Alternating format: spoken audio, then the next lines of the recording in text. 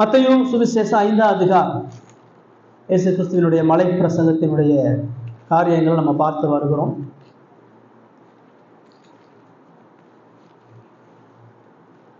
ஐந்தாம் அதிகாரத்துல 32 வசனம் வரைக்கும் நம்ம பார்த்துருக்கிறோம். இன்னைக்கு மத்தேயு 5ஆம் அதிகாரம் 33 48 வசனங்களை பார்க்க இருக்கிறோம். மத்தேயு சுவிசேஷத்துல இயேசு எப்படிப்பட்ட ராஜான்ற காரியத்தை தொடர்ச்சியாக விளக்கப்படுத்துகிறத நம்ம கவனிக்கிறோம். அவர் இந்த உலகத்தினுடைய ராஜா இல்ல, அவர் நித்தியத்தின் ராஜா, அவர் பரலோக ராஜா. அவர் ஆவிக்குரிய ராஜ்யத்தை கட்டும்படியா அந்த உலகத்துல வந்தான்றதை பார்க்கிறோம். மத்தேயு 1ஆம் அதிகாரம் அவருடைய பிறப்பின் மகிமையை சொல்லுது. இந்த உலகத்துல எல்லாரையும் போல அவர் பிறக்கல, அவர் தேவனால அனுப்பப்பட்டு பிறந்தார். அவர் பரிசுத்த ஆவியினால ஆபிரகாமினுடைய தாவீதினுடைய சந்ததியில மாம்சத்துல அவர் பிறந்தான்றதை நம்ம பார்க்கிறோம். 2ஆம் அதிகாரத்துல பிறப்பிலிருந்தே அவருக்கு வரக்கூடிய எதிர்ப்புகளை பார்க்கிறோம். அவர் பாடுபடுவதற்கு பிறந்த ராஜா, அவர் மீட்பை நிறைவேற்றுவதற்கு பிறந்த ராஜா, மகிமையான ராஜ்யத்துல தேவனை உயர்த்துவதற்காக வந்த ராஜான்றதை நம்ம கவனிச்சோம். 3ஆம் அதிகாரத்துல அந்த ராஜ்யத்தினுடைய செய்தியாளன், அந்த ராஜ்யத்தை பிரகடனப்படுத்தக்கூடிய ஒரு மனிதன், வேலையாள் எப்படிப்பட்டவன் என்பதை 3ஆம் அதிகாரம் பார்க்கிறோம். அந்த ராஜா எப்படி நியமிக்கப்படுகிறான்றதை பார்க்கிறோம். அவர் மனிதனால ஆசாரியனால் நியமிக்கப்படல, அவர் ஆவியானவரால பிதாவாகிய தேவனால நியமிக்கப்படுகிறார். 4ஆம் அதிகாரம் அந்த ராஜாவினுடைய பிரதான எதிரி பிசாசை பார்க்கிறோம். பிசாசு அவர் எப்படி வெற்றி கொள்ளுகிறார், அவருடைய ஆவிக்குரிய வெற்றி எப்படியாக இருக்கிறது என்றதை கவனிக்கிறோம். 4ஆம் அதிகாரத்தினுடைய பின்பகுதி அந்த ராஜ்யத்தினுடைய அந்த ராஜாவினுடைய சேவையாட்கள், பின்பற்றக்கூடிய குடிமக்கள், சீசர்கள் எப்படிப்பட்ட குணாதிசயங்களை கொண்டவர்கள், அவர்கள் எவ்வளவு பலவீனமானவர்கள், பேதமையானவர்கள், அவர்களுடைய அழைப்பு எவ்வளவு மகிமையானதுன்றதை நம்ம பார்த்தோம். 4ஆம் அதிகாரத்தினுடைய 23 25 வசனம் அவருடைய வல்லமை எவ்வளவு பெருசு, அவருடைய அதிகாரம் எவ்வளவு பெருசு, அவர் இந்த முழு உலகத்தையும் மாற்றி போடக்கூடிய எவ்வளவு மகத்துவமானவர் என்பதை நம்ம கவனிச்சோம். 5ஆம் அதிகாரத்துல அந்த ராஜா குடிமக்களுக்கான சட்டத்தை கொடுக்குறார். ஒரு நாட்டுல வாழணும்னு சொன்னா அந்த அந்த குடிமக்கள் அந்த ராஜ்யத்தில் எப்படி இருக்கணும், அந்த ராஜாவினுடைய எதிர்பார்ப்பு என்ன. இந்திய நாட்டில் இருக்கணும்னு சொன்னா இந்திய நாட்டு சட்டத்துக்கு உட்பட்டு இருக்கிறோம், அப்பதான் வாழ முடியும். இப்போ பரலோகத்தினுடைய குடிமக்கள், இயேசுவினுடைய குடிமக்கள், இயேசுவினுடைய சட்டத்திட்டங்களுக்கு உட்பட்டவர்கள். மீட்கப்பட்டவனுக்கு எந்த சட்டமும் இல்லை, அவன் சுயாதீனமா வாழலான்றதல்ல, அவன் கிறிஸ்துவினுடைய சட்டத்திட்டங்களுக்கு உட்பட்டவன்றதை நம்ம கவனிக்கிறோம். அதுல முதலாவதாக முதல் 12 வசனத்துல அவர்களுடைய உள்ளான ஆவிக்குரிய தன்மையை இயேசு சொன்னார். ராஜ்யத்தின் குடிமக்கள் அவர்கள் ஆவிக்குரிய மீட்பை பெற்றவர்கள், அவர்கள் பாவத்தினுடைய அகோரத்தை உணர்ந்தவர்கள், அவர்கள் நீதியையும் இரக்கத்தையும் பரிசுத்தத்தையும் சமாதானத்தையும் விரும்புகிறவர்கள், அவர்கள் கிறிஸ்துவின் நிமித்தம் சுவிசேஷ நிமித்தம் துன்பப்படுகிறவர்கள், அவர்கள் இயேசுவுக்கு சாட்சியாக இந்த பூமியிலே வாழுகிறவர். இதெல்லாம் ஒரு கிறிஸ்தவனுக்கு இருக்க வேண்டிய அடிப்படை குணாதிசயம். இதெல்லாம் நம்முடைய வாழ்க்கையில் இருக்குதா? அவருடைய ராஜ்யத்தின் குடிமக்களா இயேசு சொல்லக்கூடிய இந்த குணாதிசயம் இருக்குதான்னு ஆராய்ஞ்சு பார்க்கணும். அதான் இயேசு இங்க சொல்றார். கடைசியா நம்ம இதுல 17 32 வசனம் வரைக்கும் அந்த சக மனித உறவினுடைய பரிசுத்தத்தை சொல்றார். அவர்களுடைய இருதய உணர்வுல அவர்கள் கோபம் கொள்ளாதவர்களா, உணர்வுகளை கட்டுப்படுத்தி பரிசுத்தத்தை வெளிப்படுத்துறவர்களாக இருக்கான்றதை பார்க்கிறோம். 2வது அவர்களுடைய பாலியல் உறவுல பரிசுத்தம் உள்ளவர்கள், தேவன் கொடுத்த பாலுணர்வு சார்ந்த காரியங்கள் அவர்கள் எவ்வளவு பக்தியோடு வாழுகிறவர்கள் என்பதை பார்க்கிறோம். கடைசியா 31 32 திருமண உறவுல அவர்கள் பரிசுத்தத்தை பாதுகாப்பவர்கள் என்கிற காரியத்தை பார்த்தோம். இவ்வளவு காரியத்தை இயேசு தமது சீசர்களுக்கு சொல்றாங்க. இப்ப இறுதியா இந்த 5ஆம் அதிகாரத்தினுடைய கடைசி 33 48 இயேசு மறுபடியும் சொல்ல போனா இயேசு இந்த 10 கட்டளைகளை திரும்ப ரிவைஸ் பண்றார். மலை பிரசங்கன்றது இல்லாத ஒண்ணு புதுசா கொடுக்கறது இல்லை, யாருமே சொல்லாத இயேசு புதுசா மக்களுக்கு கொடுத்தாங்கன்னு சொல்லல. அவர் மறுபடியும் மக்களை தேவனுடைய நியாய பிரமாணத்தின் வெளிச்சத்துல கொண்டு போய் நிறுத்துறார். உண்மையான நியாய பிரமாணத்தினுடைய அர்த்தம் என்னன்றதை இயேசு வழங்கப்படுத்தி சொல்றார். கடவுள் உன்னை படைச்ச நோக்கம், கடவுள் உன்னை விரும்பக்கூடிய வாழ்க்கை என்னன்றதை நீ முதல் ஆராய்ஞ்சு பாருன்றதுதான் சொல்றார். ரட்சிப்புன்றது ஒரு புறம் நியாய பிரமாணத்தினுடைய அடிமைத்தனத்திலிருந்து விடுதலை பெறுகிறது, அதுக்காண்டி நியாய பிரமாணத்துக்கு நமக்கு சம்மந்தமே இல்லைன்றது அல்ல. ரட்சிக்கப்பட்டவன் நியாயப்பிரமாணத்தை கீழ்ப்படியும்படியா கை கொள்ளும்படியா அழைக்கப்படுகிறான். அப்ப இயேசுக்கு சொல்லக்கூடிய எல்லா விளக்கங்களும் எல்லா கட்டளைகளும் ஒரு மனிதனால அவன் மாம்சத்திலையும் சுய பலத்தினாலையும் அவருடைய சுய ஞானத்தினாலும் செய்ய முடியாதுன்றதை சொல்றார். அப்படி செய்ய முற்பட்டதனுடைய விளைவு அந்த பரிசேயர்களும் வேத பாரங்களும் எவ்வளவு மோசமா கடவுளுடைய வார்த்தையை திரித்து போதித்தார்கள் சொல்றார். மறுபிறப்பு அடைஞ்சவன், ஆவியினால புதுப்பிக்கப்பட்டவன், ஆத்ம விடுதலை பெற்றவனால மட்டும்தான் இந்த இயேசுவினுடைய பிரமாணத்தை கை கொள்ள முடியும். ஒரு மனுஷன் உண்மையாகவே கிறிஸ்துவால பாவ மன்னிப்பு பெற்றிருந்தான்னு சொன்னா, ஆத்மா விடுதலை பெற்றதுன்னு சொன்னா, இந்த கட்டளையை கை கொள்றதுல அவனுக்கு எந்த சிரமமும் இல்லை. ஏன்னா அவன் ஆவியின் பலத்துல இந்த கட்டளையை கை கொள்றான். அது முடியும், அதான் சொல்றாரு. இதை யாருமே செய்யாம இருக்க முடியாதுன்றக்காண்டி அவர் சொல்லல, இது செஞ்சு ஆகுன்றதுக்காண்டி சொல்றார். சீசர்களுக்கு இதை சொல்றார். ஒரு வாழ்க்கையில நீ இப்படிப்பட்ட பரிசுத்தத்தையும் நீதியை கொண்டு வாழணும்ன்றார். இப்ப நான் வாழல, என்கிட்ட இல்லை, என்னால செய்ய முடியாதுன்னு என்ன அர்த்தம்? நீ ஆவியில பறக்கலன்னு அர்த்தம். நீ இயேசுவால மீட்பை அனுபவிக்கிறன்னு அர்த்தம். உனக்கு ஒரு ரட்சிப்பு இல்லைன்னு அர்த்தம். அதுதான் இந்த இடத்துல இயேசு பிரதானமா இங்க சொல்றார். 33 இருந்து 37, 33 இருந்து 48 வரைக்கும் 3 பிரதான காரியத்தை அன்னைக்கு நம்ம பார்க்க போறோம். அதே சக மனித உறவினுடைய பரிசுத்தையை சொல்லிட்டு இருக்கிறார். கொலை செய்யாதன்றதை விளக்கப்படுத்தினாரு, உபச்சாரம் செய்யாதன்றதை விளக்கப்படுத்தினாரு, தள்ளி விடுதலை விளக்கப்படுத்தினாரு. இப்ப அடுத்த ஒரு கட்டளையை அவர் சொல்றார். வாசிங்க 33 இருந்து 37 வரைக்கும் வாசிங்க.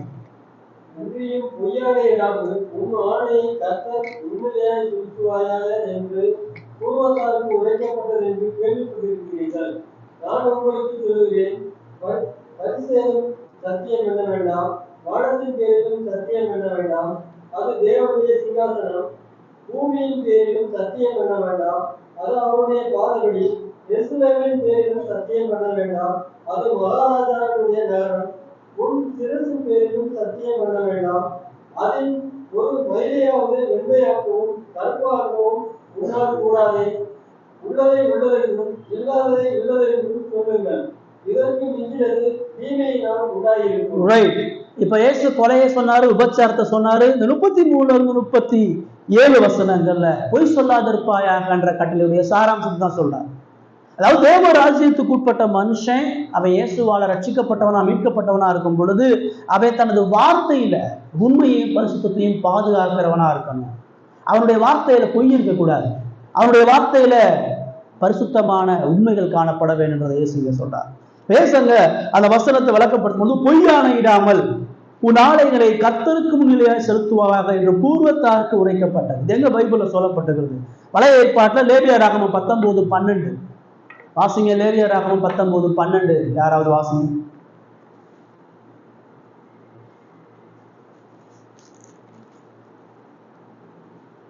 என் நாமத்தை கொண்டு பொய்யானையினால் உங்கள் தேவனுடைய நாமத்தை பரிசுத்தப்படுத்தலாக்காமலும் இருப்பீர்களாக, நான் கர்த்தர். அப்ப அந்த காலத்துல பொய்யானை இடக்கூடிய நிகழ்வு நடந்திருக்கிறது. ஆணைகள் எப்ப இடுவாங்க? முக்கியமான சூழ்நிலை தான் ஆணை இடுவாங்க. இப்ப கோர்ட்டுல குற்றவாளியா நிற்கும் பொழுது சத்திய பிரமாணம் எடுப்பாங்க. நான் சொல்றதெல்லாம் உண்மை, உண்மையை தவிர வேற எதுவும் இல்லை. அதான் ஆணை இடுகிறது. நான் உண்மையை இப்ப இந்த இடத்துல நான் போய் சொல்ல முடியாது அப்படின்னு நம்ம சொல்றோம். இப்ப திருமண உடன்படிக்கையில ஆணையிடுவாங்க, நான் சுகத்திலும் துக்கத்திலும் இறுதி வர உன்னை நேசிக்க உன்னை பாதுகாப்பேன். அதே மாதிரி ஒரு பொருள் வாங்குவது விற்பதில்லை, ஒரு முக்கியமான இடங்களை மனுஷன் ஆணையிடுவான். இப்ப அந்த ஆணையிடுதல்ல பாவத்துல இருக்கனால அவன் பொய் ஆணையிடுறான். ஆணையிடுதல் எல்லாத்தையும் அவன் செய்யறானா? இப்ப கோர்ட்ல சத்திய பிரமாணம் எடுக்கிறனால அவன் உண்மையதான் பேசுவான்னு அர்த்தமாகுமா? திருமண உடன்படிக்கையில அந்த உடன்படிக்கையின்படி அங்க வாழ்றானா? இப்ப பதவி பிரமாணம் எடுக்கிறாங்க, பிரதமர் எடுக்கிறாரு, முதலமைச்சர் எடுக்கிறாங்க. இந்த நாட்டுடைய பாதுகாப்புக்காக நான் உறுதி செய்வேன், இந்த நாட்டுக்காக நான் சேவை செய்வேன், இந்த நாட்டு மக்களுக்காக என்னை இழப்பேனும் பிரமாணம் எடுக்கிறாங்க. ஆனா அந்த மாதிரி செய்யறாங்களா? இல்லை.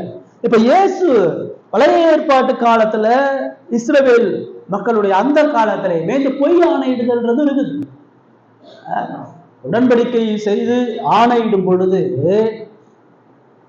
அந்த ஆண்டவர் சொல்றாரு, என் நாமத்தை கொண்டு பொய் ஆணையிடுகிறதுனால் உங்கள் தேவனுடைய நாமத்தை பரிசுத்த குலைச்சலாக்காமல் இருக்கிறார். கடவுள் சத்தியமா நான் சொல்றேன், கடவுள் சார்பா இதை நான் சொல்றேன்னு சொல்லி மனுஷன் உண்மையை பேசாம போய் பேசுறான், அல்லது ஆணையிட்டு அதை நிறைவேற்றாம போயிடறான், செய்யாம போயிடற. இதெல்லாம் இஸ்ரவேலர்கள் எகிப்திலிருந்து அடிமையத்திலிருந்து மீட்கப்பட்ட நீ உன் வார்த்தையில உண்மையற்றவனா பொய்க்காரனா ஒருபொழுது இருக்கக்கூடாதுன்றதை இயேசு அங்க சொல்றார். உபாகமம் 23:21, உபாகமம் 23:21 எல்லாம் பைபிள் திறந்து கவனிங்க, பாருங்க, வாசிங்க. உபாகமம் 23:21. நீ உன் தேவனாகிய கர்த்தருக்கு பொருத்தனை பண்ணியிருந்தால் அதை செலுத்த தாமதம் செய்யாதே. உன் தேவனாகிய கர்த்தர் அதை நிச்சயமாய் உன் கையில் கேட்பார், அது உனக்கு பாவமாகும். 23 அதுலயே உன் வாயினால் சொன்னதை நிறைவேற்ற வேண்டும்.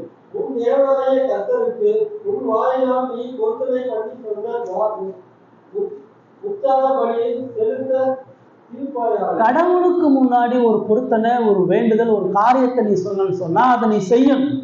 செய்ய முடியலன்னு சொன்னா நீ பேசாத. பேசின வார்த்தையின்படி உன் வாழ்க்கை இல்லைன்னு சொன்னா கடவுள் உன்னை சங்கரிக்கிறவராக இருக்கார் சொல்றார். சகரியா 8:17, பழைய ஏற்பாட்டுல சகரியா 8:17 வாசம்.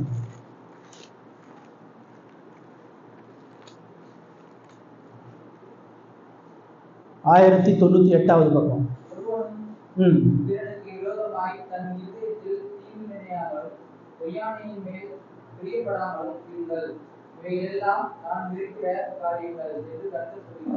நான் வெறுக்கிற காரியம், நான் அருவருக்கிறேன். நீதிமொழிகள் ஃபுல்லா பாத்தீங்கன்னா பொய் உதடுகள் கர்த்தருக்கு அருவருப்பானதுங்க. சங்கீதத்துல பொய் உதடுகளை கர்த்தர் அறுத்து போடுகிறாங்க. பைபிள் பல இடத்த பொய்ய கண்டுகிறது. இந்த சகரியால அவரதா சொன்னாங்க, நீ பொய்யா தீங்கு நினைச்சு பொய்யான இட்டன்னு சொன்னா கர்த்தர் உன்னை அருவருத்து போடுகிறவராக இருக்கிறார். அப்ப இந்த ஆணையிடுதல் இதெல்லாம் வார்த்தையினுடைய உறுதிப்பாடு. நான் சொல்றதுல உண்மையா இருக்கின்ற உறுதிப்பாடுல தான் மக்கள் ஆணையிடுறாங்க. இத பரிசேயர்கள் திரித்து போதித்தார்கள். பரிசேயர்கள் திருத்தி என்ன போதிச்சாங்கன்றதான் இயேசு அங்க விளக்கப்படுத்துறாரு. அவங்க என்ன சொன்னாங்கன்னா, தேவன் ஒரு பரிசுத்த நோக்கத்தோடு வார்த்தை உண்மையா இருக்கணும் சொல்றதுபடி செய்யறதுக்காண்டி எழுதி கொடுத்தாரு. ஆனா அவங்க என்ன பண்ணாங்க, நான் வானத்தின் பேர்ல சத்தியம் பண்ணிடுறேன். நேரடியா கடவுளுடைய நாமத்துல நம்ம சத்தியம் பண்ணா கடவுளுடைய கோபம் வந்துடும். கடவுள் சாட்சியா இதை சொல்றேன்னு சொன்னா கடவுள் நம்ம தண்டிச்சிருவாரு. அதனால பரிசேயர்கள் என்ன சொன்னாங்க, நீ பண்ணக்கூடிய எல்லா சத்தியத்திலையும் எல்லா ஆணையிலையும் நீ கடவுள் பேரை பயன்படுத்த வேண்டிய அவசியம் இல்லை. சில நேரம் நீ என்ன பயன்படுத்தலாம்னு சொன்னா, நீ வானத்தின் பேர்ல சத்தியம் பண்ணலாம். வானத்தின் பேர்ல என்னது, நான் சொன்ன இந்த உடன்படிக்கையை நான் மீறினேன்னு சொன்னா வானத்திலிருந்து கடவுளுடைய கோபம் என் மேல வந்துடட்டும். நான் இந்த உடன்படிக்கையை செய்யாம போனேன்னு சொன்னா தேவன் வானத்திலிருந்து என்னை அழித்து போடுவாராக, அல்லது வானத்தினுடைய நன்மைகளை நான் பெறாமல் இருப்பேனாக. அதுல இருந்து வரக்கூடிய மலைகளையும் பரலோக ஆசீர்வாதங்களை நான் பெறாமல் போவேனாகன்னு சொல்லி நீ பண்ணிக்கலாம். அது நேரடியா கடவுளோட தொடர்புடையல. அடுத்தவங்க என்ன சொன்னாங்களோ, பூமியின் பேர்ல நீ சத்தியம் பண்ணிக்கலாம். அந்த பூமி சாட்சியா நான் இந்த வேலையை செஞ்சு முடிக்கிறேன், இந்த பூமி சாட்சியா நான் இந்த பணத்தை உனக்கு கொடுத்து தீர்ப்பேன் அப்படின்னு நீ சொல்லிக்கலாம். அங்க நீ கடவுளுடைய நாமத்தை பயன்படுத்தாம இப்படி நீ சொல்லிக்கலாம். ஒருவேளை நான் இந்த உடன்படிக்கையை மீறிட்டேன்னு சொன்னா இந்த பூமி என்னை அழித்து போடட்டும், இந்த பூமியினுடைய நற்பலன்கள் எனக்கு வராம போட்டும், கடவுள் இந்த பூமியிலிருந்து என்னுடைய நற்கிரியைகளை எடுத்து போடுவாராக அப்படின்னு நீ சத்தியம் பண்ணலாம். அதுக்கடுத்து அவங்க என்ன சத்தியம் பண்ணாங்க, எருசலேமின் பேர்ல நீ சத்தியம் பண்ணலாம். இந்த எருசலேம் சத்தியமா நான் உங்களுக்கு கொடுத்த பணத்தை திருப்பி கொடுத்துட்றேன், இந்த எருசலேம் சத்தியமா நான் உண்மையை சொல்றேன், ஏன்னா அது பரிசுத்த நகரம். நான் ஒருவேளை சொல்லக்கூடிய வார்த்தை உண்மை இல்லைன்னு சொன்னா தேவன் தனது ராஜ்யத்திலிருந்து, தேவன் தனது பரிசுத்த நகரத்திலிருந்து என்ன தூக்கி போடுவாரா, அல்லது நான் கடவுளுடைய தேசத்திலிருந்து அந்நியனாக்கப்படுவேன், நாங்கள் கடவுளுடைய ஆசீர்வாதத்தை விட்டு நான் புறக்கணிக்கப்படுவேன் நாங்கன்னு சொல்லி அவங்க சத்தியம் பண்ணாங்க. அடுத்து அவங்க என்ன சத்தியம் பண்ணாங்க, அவர் சொல்றாரு, உன் சிரசின் பேரிலும் சத்தியம் பண்ண வேண்டாம். ஏசு இதெல்லாம் ஏன் லிஸ்ட்டுக்கு போறாருன்னு சொன்னா, அவர் வாழ்ந்த காலகட்டத்தில் பரிசேயர்கள் இதெல்லாம் பண்ணிட்டு இருந்தாங்க. வானத்தின் பேர்ல சத்தியம், பூமியின் பேர்ல சத்தியம், எருசலேம்ல சத்தியம், என் தலைமையில சத்தியம். நம்ம சமுதாயத்துல ரொம்ப இயல்பா பார்க்கும், என் தலைமையில சத்தியமா, ஒருவேளை நான் சொன்னது பொய்ன்னு சொன்னா இந்த சரீரம் முழுவதும் அழிஞ்சு போட்டோம், தேவன் என் தலையை துண்டித்து போடுவாரா, இப்படி நீ சத்தியம் பண்ணலாம். நீ நேரடியா கடவுளுடைய பெயரை பயன்படுத்தாம இப்படிப்பட்ட சத்தியத்தை சொல்லி ஒருவேளை நீ அதை மீறிட்டேன்னு சொன்னா அது பெரிய பாவம் இல்லை, அது சாதாரண ஒரு சின்ன விளைவுகள் தான். அதனால சத்தியம் பண்ணும் போதெல்லாம் எல்லா நேரமும் நீ கடவுளுடைய பேரை பயன்படுத்த வேண்டிய அவசியம் இல்லை. இப்படிப்பட்ட வார்த்தைகளை நீ பயன்படுத்தலாம். ஏன் இவங்க அதை அப்படி சொன்னாங்க? நேரடியாக கடவுளுடைய வார்த்தையை மாற்றி போடுறாங்க, கடவுளுடைய வார்த்தையை இல்லாம ஆக்குறாங்க. ரெண்டாவது, அவர்களுடைய பொய்களுக்கு ஆதரவாக இதை பயன்படுத்தினார்கள். பரிசேயர்கள் வேதப்பாரர்களும் நிறைய இடங்கள் ஆணையிடுவாங்க, வாக்கு கொடுப்பாங்க, அது அவங்களால செய்ய முடியாம போயிடும். அப்ப தங்களது உண்மையிலிருந்து தங்களை பாதுகாத்துக் கொள்வதற்கும் பேசக்கூடிய சத்தியங்களை உண்மைகளை ஆணைகளை நிறைவேற்றாம போடுவதற்கு இதெல்லாம் அவங்க பயன்படுத்தினாங்க. இப்படிலாம் செஞ்சுட்டு இந்த மாதிரிலாம் சத்தியம் பண்ணி நம்ம செய்யாம போயிட்டோம்னு சொன்னா அது பெரிய பாவம் இல்லை, அது பலிகளால காணிக்கலால் நம்ம நிவர்த்தி செஞ்சிடலாம்னு சொல்லி சொன்னாங்க. ஏசு அதான் சொல்றாரு, நீ எப்படியுமே சத்தியம் பண்ண கூடாது. தமிழ் பைபிள்ல பரிச்சேதம் சத்தியம் பண்ண வேண்டாம்னு போட்டுருக்கு. ஆக்சுவலா மூல மொழியிலே இங்கிலீஷ் பைபிள் அப்படி கிடையாது. அப்படின்னா நீ எக்காரணத்துக்கு சத்தியம் பண்ண வேண்டாம்னு சொல்றாரு. நீ எப்பயுமே சத்தியம் பண்ண வேண்டிய எந்த அவசியமும் இல்லை. நீ எதுலையுமே ஏன் நீ சத்தியம் பண்ணக்கூடாது? வானத்தின் பேர்களை சத்தியம் பண்ணா அது தேவனுடைய சிங்காசனம். வானத்திலையும் கடவுளை நீ பிரிக்காத. நீ வானத்துல சத்தியம் பண்ணாலும் அது கடவுளோட தொடர்புடையது. நீ பூமியில சத்தியம் பண்ணா அது அவருடைய பாதப்படி, அவருடைய தொடர்புடையது. நீ எருசலேம்ல சத்தியம் பண்ணாலும் அது அவருடைய நகரம். நீ உன் சிரசு சத்தியம் பண்ணாலும் அவருக்கு அதுல முழு அதிகாரம் இருக்குது. கடவுளை தனியா ஒதுக்கி வச்சுட்டு உன்னுடைய சத்தியம் நீ ஒரு பொழுதும் செய்ய முடியாது. உன்னுடைய எல்லா ஆணையும் கடவுளுக்கு நேராக கடவுளுடைய சமூகத்துக்கு முன்பாக செய்யப்படுகிறது. அதனால நீ என்ன செய்? 37 தான் சொல்றாரு, உள்ளதை உள்ளதென்றும் இல்லதை இல்லதென்றும் சொல்லுங்கள், இதற்கு மிஞ்சின தீமை நாள் உண்டாயே. சத்தியமா சொல்றேன்னு சொன்னாதான் உண்மையை சொல்லுவியா? என் அம்மா சத்தியமா நான் சொல்றேன், என் பிள்ளை சத்தியமா நான் சொல்றேன், என் தலைமையில சத்தியமா நான் சொல்றேன்னா இன்னைக்கு நம்ம கலாச்சாரத்துல சர்வசாதாரணம். அதுக்கு முன்னாடி சொன்னதெல்லாம் சத்தியம் கிடையாதா? அதுக்கு முன்னாடி நீ உண்மையை பேச மாட்டியா? சத்தியம் சொன்னா மட்டும்தான் உண்மையை பேசுவியா? அதான் ஏன் சொல்றாரு, நீ வாயை திறந்தா உண்மையை தவிர வேற எது வரக்கூடாது. எது உண்மையோ அதை சொல்லு, எது பொய்யோ அதை பொய்ன்னு சொல்லு, உள்ளதை உள்ளதுன்னு சொல்லு, இல்லதை இல்லைன்னு சொல்லு. நீ ஆணையிட்டு சத்தியம் பண்ணிதான் உண்மையை நிரூபிக்கணுன்ற எந்த கட்டாயமும் இல்லை. நீ எப்பயுமே உண்மை உள்ளவனா இருந்தா நீ சத்தியம் பண்ண வேண்டிய அவசியமே இல்லையே. முதல் தரமே நீ உண்மையை சொன்னா இப்ப நான் உண்மையை சொல்றேன்னு 2ஆம் தரம் சொல்ல வேண்டிய அவசியம் இல்லையே. வாயில எந்த இடத்துலையும் சத்தியம் பண்ணுவதோ ஆணையிடுவதோ கூடாது. ஆண்டவர் யாருக்கு சொல்றாரு? சீசர்களுக்கு, அவர்களுடைய சக மனித உறவுக்குள்ள சொல்றார். இத நீதிமன்றத்துல அவர் சொல்லல, அல்லது திருமண பக்கத்துல செய்யாம இருக்குன்னு அவர் சொல்லல.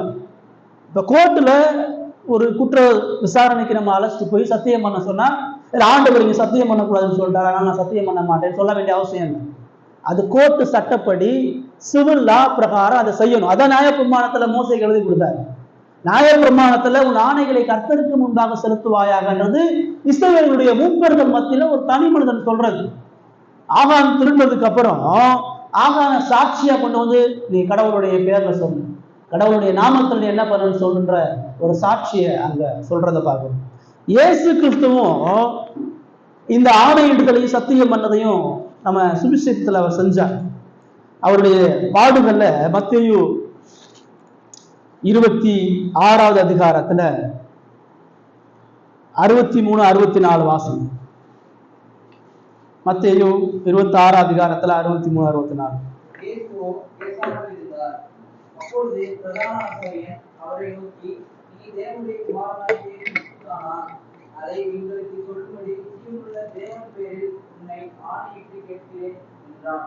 அதற்கு இயேசு, நீ சொன்னபடிதான் அன்று மனுஷகுமாரன் சர்வ வல்லவருடைய வலதுபார்சத்தில் வீட்டிருப்பதையும் வானத்தின் மேகங்கள் வருவதையும் இது முதல் காண்பீர்கள் என்று உங்களுக்கு சொல்கிறேன் என்றார். இயேசுவை பிடிச்சி பிரதான ஆசாரியர்கள் அவர் அவமானப்படுத்துறதுக்கு முன்னாடி கேட்கிறார், நீ உண்மையாகவே தேவனுடைய குமாரனா அப்படின்றத தேவன் பேரில் உன்னை ஆணையிட்டு கேட்கிறேன். அது கோர்ட்டு விசாரணை. சனகரி சங்கத்துக்கு முன்பாக இயேசு நிற்கிறார். அங்க சட்டப்படி அந்த ஆசாரியன் அதை சொல்லணும், பிரமாணத்தை வாசிக்கணும், பிரமாணத்தின்படி கட்டளையிடணும். அப்ப அந்த பாதிக்கப்பட்ட குற்றவாளி அந்த பிரமாணத்தின்படி பதில் சொல்லணும். அதனாலதான் இயேசு நான் ஆணையிட மாட்டேன், நான் கடவுள் நாமத்துல சொல்ல மாட்டேன்னா சொல்லலை. அவர் தெளிவா நீ சொன்னபடிதான், நீ சொன்ன அதே ஜீவனுள்ள தேவனுடைய ஆணையின்படி மனுஷகுமாரன் சர்வர்களுடைய வாசத்தில் வீட்டிருப்பதை வானத்து மேல் வருவதை இது முதல் காண்பீர்கள். நான் மெய்யாகவே தேவகுமாரன், மெய்யாகவே தேவனுடைய கிறிஸ்துன்றத தேவன் பெயர்ல ஆணையிட்டு ஏசங்க சொன்னார். இல்ல அப்ப சத்தியம் பண்ணக்கூடாது, பொய் ஆணையிடக்கூடாதுன்னா சக மனித உறவுல சொல்றார். ஒரு விசுவாசியா இன்னொரு விசுவாசிட்ட பேசும் பொழுது எப்பயுமே உண்மையை பேசு. நான் இனிமேல் உண்மையை சொல்லிடுறேன், நான் சத்தியத்தை இனிமேல் பேசு, சத்தியம் சொல்ல வேண்டிய அவசியம். ரெண்டு பேருக்குள்ள ஒரு பிரச்சனை வந்தா சத்தியமா சொல்லு, அது விசுவாசி சொல்லக்கூடாது, நீ சத்தியம் பண்ணு. அது ஒரு ஒரு கிறிஸ்தவனுக்கு அது அது பிரமாணமே கிடையாது.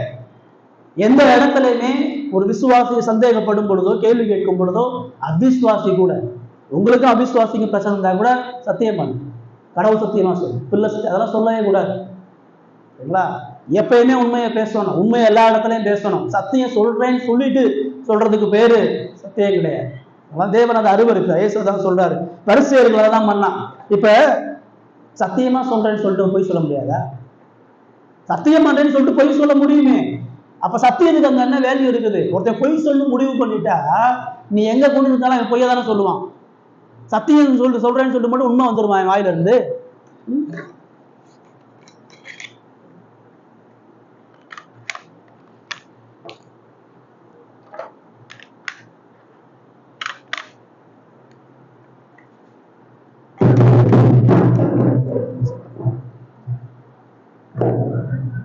இயேசு ஒரு விஷயத்தை என்ன தெளிவா சொல்றாரு, இந்த உலகம் பொய்யால ஆளுகை செய்யப்படுகிற உலகம்.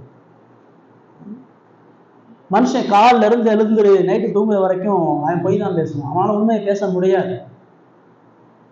காலையில தூங்கி 9-10 மணிக்கு எழுந்திப்பான், ஃபோன் பண்ணா அவன் தூங்குறான்னு நல்லாவே தெரியும்.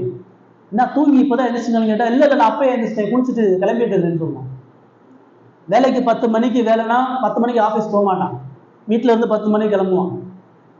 ஃபோன் பண்ணி எங்கப்பா ஆளக்காரன்னு கேட்டா, இந்த ஆஃபீஸ் பக்கத்தில் வந்துட்டேன்னா, வீட்டில இருந்து அப்பதான் கிளம்ப பக்கத்தில் வந்துட்டேன்னு சொல்லுவான். வியாபாரம் பண்ற இடத்துல ஒரு பொருளுடைய அந்த தரத்துல போய் சொல்லுவான், இதை வாங்கிட்டீங்கன்னா இது உடையவே உடையாது, இது குவாலிட்டியா இருக்கு, 3 வருஷம் கேரண்டின்னு சொல்லுவான்.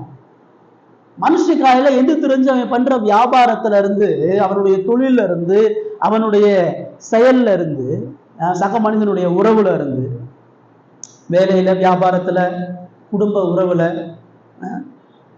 எல்லா இடத்துலையும் மனுஷன் பொய்ய தண்ணீரை போல குடிச்சிட்டு இருக்கிறான். பொய்ன்றது மனித வாழ்க்கையினுடைய ஒரு பகுதியை எல்லா இடத்துலையும் ஆளப்படுகிறத பார்க்கிறோம். ஏசு சொல்றாரு, ஒவ்வொரு முறையும் நீ பொய் பேசும் பொழுது நீ பிசாசினுடைய சாயலை வெளிப்படுத்துற. பிசாசு தான் பொய்யனும் பொய்க்கு பிதாவுமா இருக்கிறான். முதல் பாவமே பொய்யினாலதான் வந்துச்சு. இந்த புதுச்சா சாக மாட்டேன்ற பொய் தான் ஆதாமு ஏவாளை வீழ்த்து போக செய்கிறதாக இருந்தது. பொய்யினாலதான் ஆகான் வீழ்ந்தான். ஆகான் திருடினவன கடவுள் தண்டனை கொடுக்கல, ஆகான் திருடி மனம் திரும்பும்படியான வாய்ப்பை கடவுள் கொடுக்குறார். அவன் நான் திருடிட்டேன்னு உண்மையை ஒத்துக்கொள்ளும்படியா தேவன் கதவை திறந்து கொடுக்குறார். ஆனா அவன் உண்மையை ஒத்துக்கவே இல்லை. அவன் பொய்காரனா கடைசி வரைக்கும் தன்னை மறைச்சான். கடவுள் அவனை கல்லறிஞ்சு கொண்டார். பொய்யினாலதான் பேதுரு இயேசுவை அவமானப்படுத்தினான். அவரை எனக்கு தெரியவே தெரியாது. 3 பொய், 3 முறை அவமானப்படுத்தி 3 முறை இயேசுவை காயப்படுத்தினான். பொய்யினாலதான் அனனியா சப்பீரால் சடுதியில செத்து போனான். ஒரு பொய், ஒரு சாதாரண பொய். எல்லாரும் சொத்தை வித்து அப்போஸ்தலரோட பாதத்துல வைக்கிறான், அவனும் எல்லா சொத்தையும் வைக்கிறான். அதுல ஒரு பகுதியை மட்டும் எடுத்துட்டு பெரும்பாலான பகுதியை அப்போஸ்தலத்துல வைக்கிறான். பேதுரு கேட்கிறான், இவ்வளவுதான் சொத்தை நீ வித்தியான்? உண்மையை சொல்ல முடியாது, பொய் சொல்றான். அவன் சுத்து போறான். அடுத்த இடத்துல அவனுடைய பிள்ளை, அவனுடைய மனைவி சாகதை நம்ம பார்க்கணும். வேதம் முழுவதுமா தேவன் உண்மையை விரும்புதே. நமது தேவன் சத்தியத்தின் தேவன், உண்மையின் தேவன். எங்க யார்கிட்ட பேசினா உண்மைதான் பேசணும். உண்மை பேசினா அடி உழுகும், உண்மை பேசினா அவமானம் வரும், உண்மை பேசினா பிரச்சனை வரும், உண்மை பேசினா பிரிவு வரும், உண்மை பேசினா மனக்காயங்கள் வரும். உண்மையெல்லாம் பேசணும். ஏசுதா வாழ்க்கையில ஒரு இடத்துல கூட பொய்க்கு ஆதரவா இருந்தாலும் பொய் எங்கேயுமே சொல்லலை. உண்மை இருக்கிற இடத்துல பயம் இருக்காது, உண்மை இருக்கிற இடத்துல சந்தேகம் இருக்காது, உண்மை இருக்கிற இடத்துல பிளவுகள் வராது. உண்மை நடக்கிற இடத்துல தேவனது அன்பும் கிருபையும் காணப்படும். இயேசு அதை கண்டிச்சு சொல்றாரு, நீ பரலோகத்தின் புத்திரனா, பரலோக ராஜ்யத்தின் குடிமகனா இருந்தேன்னு சொன்னா வார்த்தையில பரிசுத்தம் உண்மை இருக்கும். எங்க யாருக்கு வர்றேன்னு சொன்னா வரணும், காலையில 9 மணிக்கு வரேன்னு சொன்னா வரணும், வரலைன்னா ஃபோன் பண்ணி சொல்லணும், என்னால் வர முடியல. நீ எதுக்கு எனக்கு ஃபோன் பண்ணி கேட்கலன்னு கேட்கக்கூடாது. நீ வாக்கு கொடுத்த, நீ மீறினா நீ தான் கன்ஃபர்ஸ் பண்ணணும், நீ தான் என்னால் செய்ய முடியலன்னு சொல்லணும். கேட்காதவங்கிட்ட நீயே என்ன கேட்கலன்னு சொல்லக்கூடாது. சரியா? போகணும், சொன்ன நேரத்துக்கு வேலையை செய்யணும். 8 மணி நேரம் வேலைனா 8 மணி நேரம் வேலையை பார்க்கணும். 5 மணி நேரம் வேலை கிடையாது. 8 மணி நேரம் வேலைக்கு தான் உனக்கு சம்பளம் கொடுக்குறான் வேலையில. அந்த வேலையை உண்மையாக செய்யணும். மனுஷனுக்காண்டி செய்யக்கூடாது, கடவுளுக்காக அந்த வேலையை நீ செஞ்சு ஆகணும். எந்த இடத்துலையும் உண்மையின் சார்பாக நிற்கணும். நீ ஒரு பொய் பேசினா அந்த ஒரு பொய்யை மறைக்கிறது திரும்ப 100 பொய் சொல்லுங்க. ஏன் லேட்டு? டயர் பஞ்சர் ஆயிடுச்சு. ஏன் டயர் பஞ்சர் ஆச்சு? சுற்றி வந்தேன், இப்படி வந்தேன், அப்படி வந்தேன். பொய்ய உண்மையை மறைச்சு பேசுறது பொய், உண்மையை தெளிவா சொல்லாதது பொய், உண்மையை 2 அர்த்தத்துல சொல்றது பொய். ஆபிரகாம் சொன்னான், ஆபிரகாமுடைய மனைவி சாரால என் சகோதரின்னு சொன்னான். அது முதல் பொய். சகோதரியானவ அவனுடைய மனைவின்றத பார்வன் கண்டுபிடிச்சு கூப்பிட்டு விசாரிக்கிறான். என்னப்பா சகோதரி என்ன இப்போ மனைவியா இருக்கிறாள்னு சொல்லும் பொழுது, இல்ல அவ எனக்கு இன்னொரு வகையில சகோதரி தான், அவ அப்பாவும் எங்க அப்பாவும் கூட பிறந்த நம்ம சகோதரின்னு சொல்லி சொன்னான். உண்மையை சொல்லலை, அது பொய். அது உண்மையின் சார்பா இருக்கிறதில்ல. எது உண்மையோ அதை சொல்றதில்ல. இப்ப இந்த 33 இருந்து 37 வரைக்கும் ஆண்டவர் என்ன சொல்றாரு? உள்ளதை உள்ளதென்றும் இல்லதை இல்லதென்றும் சொல்ல. எப்பயுமே உண்மையை பேசு. உண்மையை பேசினாதான் ஒருத்தவனை நம்புவான். உண்மையை பேசினாதான் தேவன் உயர்த்துவார். உண்மையை பேசினாதான் அன்பு ஐக்கியமும் உருவாகும். உண்மையை பேசினாதான் உறவுகளை கட்டமைக்க முடியும். உண்மையை பேசினாதான் தேவனிடத்திலிருந்து கனத்தையும் மேன்மையை பெற முடியும்.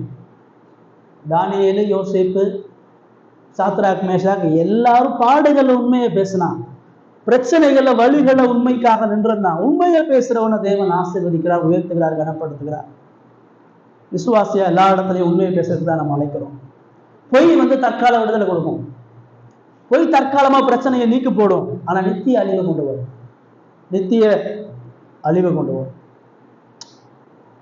பொய் சந்தேகத்தை ஏற்படுத்திட்டே இருக்கும், குழப்பங்களை ஏற்படுத்திட்டே இருக்கும், பிரிவுகளை ஏற்படுத்திட்டே இருக்கும். பொய் உறவு அளிக்கும், பொய் உடைமைகளை அளிக்கும், பொய் உயிரையே அளிக்கும். வேதாதான் நமக்கு சொல்லும். ஆதாம் கடவுளுடைய உறவு பிரிக்கப்பட்டான். ஆகான் குடும்பத்தையும் சொத்தையும் இழந்தான். ஜீவனையே அனனியா சப்பிரா இழந்து போனார்கள். வேதம் முழுவதும் அது. இயேசுங்க என்ன சொல்றாரு? நீ என்னுடைய பிள்ளையா, என்னுடைய ராஜ்யத்தின் குடிமகனா இந்த உலகத்துல நீ இருக்கிறேன்னு சொன்னா, உன் வார்த்தை நேர்மையா உண்மையா சொன்னதை செய்யறவனா இருக்கும். செய்யறதை மட்டும்தான் சொல்றவனா இருக்கும். 2 பேச்சு, புறம் கூறுதல், சம்பந்தப்பட்ட நபரோட போய் பேசணும். பிரச்சனை யார்கிட்டையும் அவன்கிட்ட சொல்லணும். 3வது மனிதன் போய் சொல்லக்கூடாது. சுத்தியில் 5-6 பேர்கிட்ட சொல்லிட்டு கடைசியா போய் அவன்கிட்ட சொல்லக்கூடாது. யார் மேல உனக்கு பிரச்சனை அவனோட நேரடியா பேசி பிரச்சனையை தீர்க்கணுன்றது ஆண்டவர் இங்க சொல்றார். உண்மை வார்த்தையில பரிசுத்தத்தையும் உண்மையும் பாதுகாக்கிறவர்கள் தான் என்னுடைய ராஜ்யத்தின் மக்கள். இந்த மகிமையின் ராஜா இதை எதிர்பார்க்கிறார். கிறிஸ்து எந்த இடத்துலையும் தன்னை மறைக்கவே இல்லை. அவர் ஒரு பொய் சொல்லியிருந்தாலும் சிலுவை மரணம் அவருக்கு வந்திருக்காரு. ஒரு பொய் சொல்லி, பிலாத்திட்ட ஒரு பொய், ஏரோதிட்ட ஒரு பொய், அந்த யூதர்கள்ட்ட ஒரு பொய், நான் மேசியாலன்னு ஒரே ஒரு பொய் சொன்னார்னா அவருக்கு பாடு மரணம் தேவை. எந்த இடத்துலையும் அவர் உண்மையின் தேவனா, சத்தியத்தின் தேவன் சொல்ல, நான் சத்தியத்தின் ராஜா, சத்தியத்தை சாட்சி கொடுக்க வந்தேன், உண்மையின் ராஜான்றதை இயேசு நிரூபிக்கிறார். விசுவாசிகளா உங்களை ஆராய்ஞ்சு பாருங்க. உண்மைக்கு உங்களுக்கு எவ்வளவு தூரம் இருக்குது. உங்க வார்த்தையில உண்மை எவ்வளவு விலகி இருக்குது. உண்மை இல்லாதவனான இருக்கிறதுனாலதான் உன் மேல நம்பிக்கை இல்லை. உனக்கு கடவுள் உயர்த்தலை, உனக்கு கனத்தை கடவுள் கொடுக்கல, உனக்கு உறவுகளை கடவுள் கொடுக்கல. உண்மை உன்னை தனிமைப்படுத்தும், உண்மை உன்னை காயப்படுத்தும், உண்மை உன்னை அழிச்சு போடும், பொய் உன்னை அழிச்சு போடும். உண்மையின்படி வாழ்ன்னு சொன்னா உனக்கு பெரிய அழிவை கொண்டு வரும். 2வதா இந்த பகுதியில 38 இருந்து 42வது வசனத்தை நம்ம பார்க்கிறோம். 38 இருந்து 42 வாசிங்க.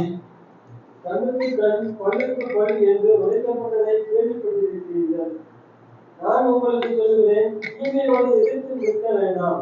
ஒருவன் உன்னை மறுகணத்தில் அடைந்தால் அவனுக்கு மறுகணத்தையும் தெரிந்து கொள். உன்னோடு வழக்காடி உன் உன் வஸ்திரத்தை எடுத்துக்கொள்ள வேண்டும் என்கிறவனுக்கு உன் அங்கியை விட்டுவிடு. ஒருவன் உன்னை ஒரு மைல் தூரம் பலவந்தம் பண்ணினால் அவனோடு 7 மைல் தூரம் போ. 42. உன்னிடத்தில் கேட்கிறவனுக்கு கொடு, உன்னிடத்தில் கடன் வாங்க விரும்புகிறவனுக்கு போடாதே. இரண்டாவது ஆண்டவர் சொல்றார், முதல்ல பார்க்கிறோம் தேவராஜ்யத்தினுடைய புத்திரன் வார்த்தையிலே உண்மையும் பரிசுத்தத்தையும் பாதுகாப்பார். இரண்டாவது குணாதிசயத்தை அவர் சொல்லும் பொழுது, தேவராஜ்யத்தின் குடிமகன் அவன் பரிசுத்த தன்மைகளை வெளிப்படுத்துகிறவன், அவன் பரிசுத்த கிருபையின் தன்மைகளை வெளிப்படுத்துறவனாக இருப்பான் என்று சொல்றார். இப்ப இயேசு இரண்டாவது இங்க எந்த கட்டளையை அவர் பிரதானப்படுத்துறான்னு சொல்லி பார்க்கும் பொழுது, கண்ணுக்கு கண் பல்லுக்கு பல் என்று உரைக்கப்பட்டது நியாயப்பிரமாணம் சொல்லுது. எங்க சொல்லுது? யாத்திராகமம் 21:24 வாசிங்க. யாத்திராகமம் 21:24.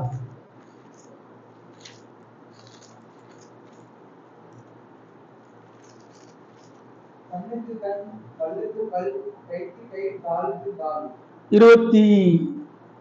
லேவியராகமம் 24:20 வாசிங்க. லேவியராகமம் 24:20.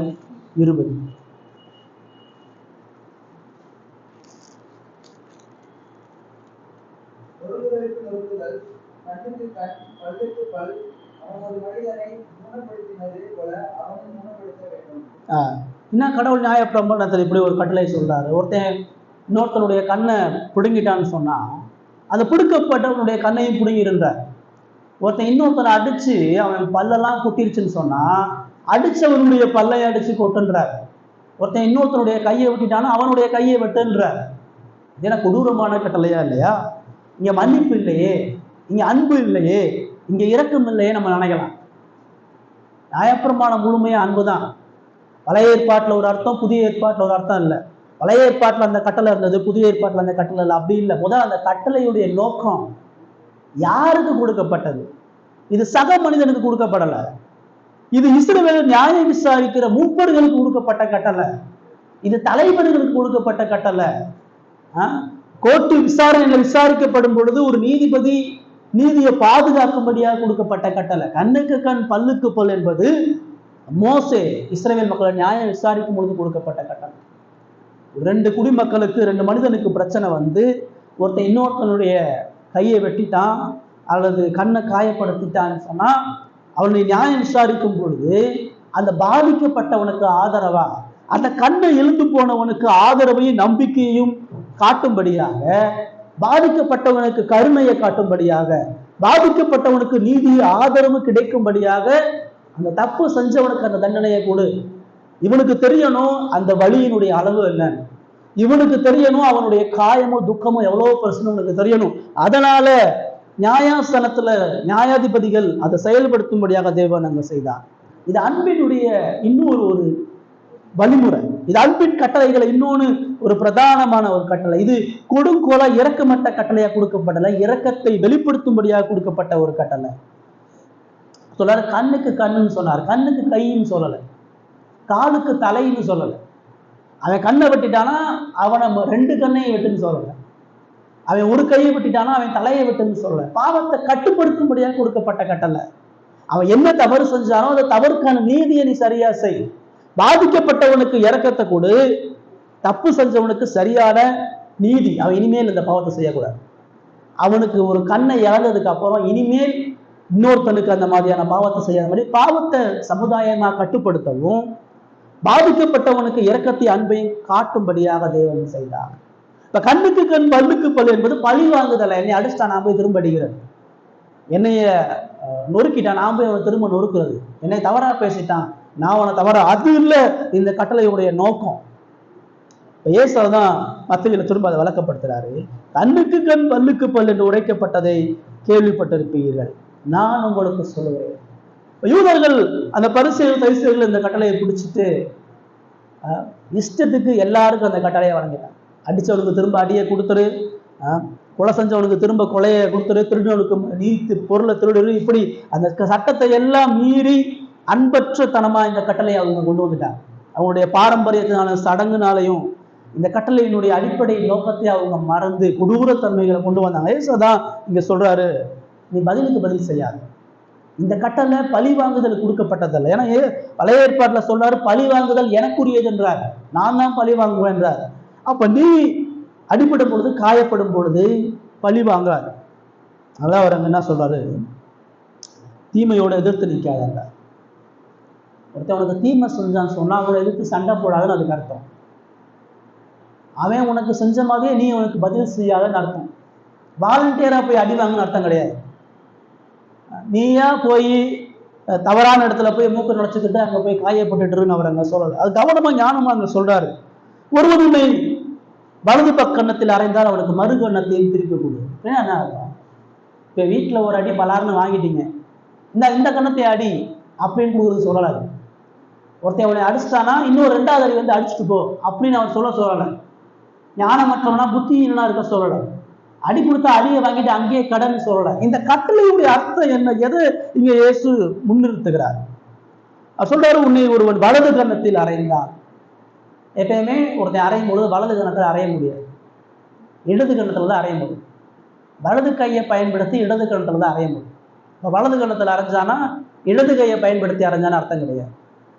இப்படி அடிக்கிறது, இந்த பக்கம் வச்சு இப்படி அடிக்கிறது, அதாவது ஒரு அவமானமான ஒரு பொருளை, ஒரு அவமானமான ஒரு மனுஷனை புறந்தள்ளுற மாதிரி வலது கையை திருப்பி அடிக்கிறது. அதான் சொல்ற, வலது கன்னத்துல ஒருத்தன் அவன் அரைஞ்சான்னு சொன்னா அவனுக்கு மறுகண்ணத்தையும் திருப்பி கொடு. மனமும் வந்து மறுகண்ணத்தை கொடுன்னு சொல்லலை. ஏன்னா இயேசு அரைஞ்சாங்க பிரதான ஆசாரியர் அரண்மனையில. அதே மத்திய 26 அதிகாரத்தை நீங்க பின்னாடி பார்க்கலாம். பிரதான அரண்மனையில ஒரு வேலைக்காரன் இயேசு அரைஞ்சான். இந்த கண்ணத்தை அருன்னு சொன்னாரா? அவர் நீதியை கேட்டார், எதுக்கு என்ன அடிக்கிற நீ? நான் தகாததை செஞ்சா தகாததை ஒப்புவி, நான் தகுதியா செஞ்சா என்னை அடிக்கிறதுக்கு ஒன்றா ரைட்ஸ் இருக்குன்னு கேட்டார். இப்போ வலது கண்ணத்தை அரைஞ்சா இடது கண்ணுக்கு திருப்பி கொடுனா வாலண்டியரா போய் அடி வாங்குற அது சொல்லல.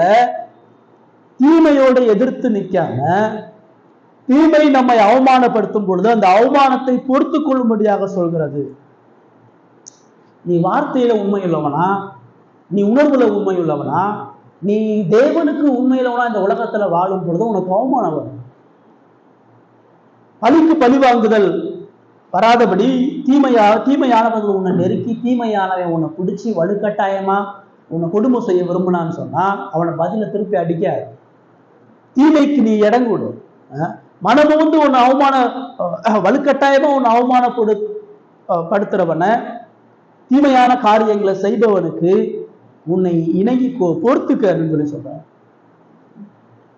பதிலுக்கு பதில் அவமானப்படுத்தாது. உன்னை தூசணமா சொல்றவனா நீ போய் 10 பேர்ட்ட தூசணமா சொல்லாது. உன்னைய ஒரு அடி அடிக்கிறவனா நீ போய் 4 அடி அடிக்க முற்படாது. அவன் வெட்கப்படத்தக்கதாக அந்த அவமானத்தை சகித்துக்க இயேசு அப்படி சகிச்சு போனார். பழைய ஏற்பாட்டுல மிகாயா என்கிற ஒரு தீர்க்கதரிசி ஒரு கள்ள தீர்க்கதரிசி அறையும் பொழுது அவன் சகிச்சான். அங்கேயும் அதே தான் நடக்குது.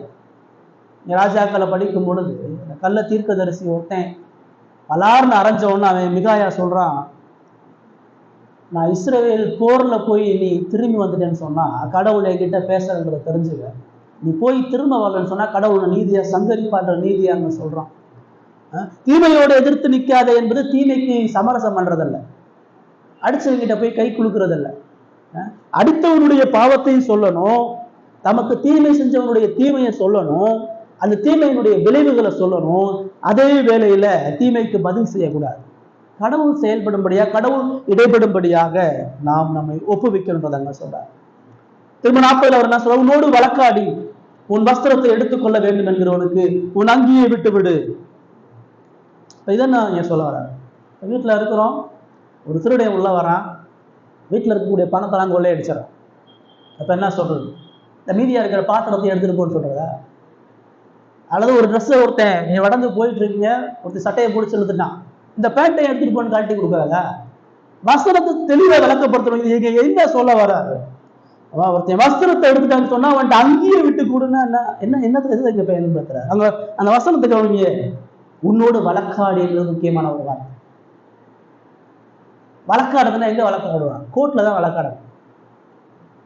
உன் மேல தீமையான மொழிகளை பண்ணி உன்னை அழிக்கணும்னு ஒருத்தன் முடிவு பண்ணி உன்னை அவமானப்படுத்தி உன் பொருளை அபகரிக்கணும்னு ஒருத்தன் நினைக்கிறான்.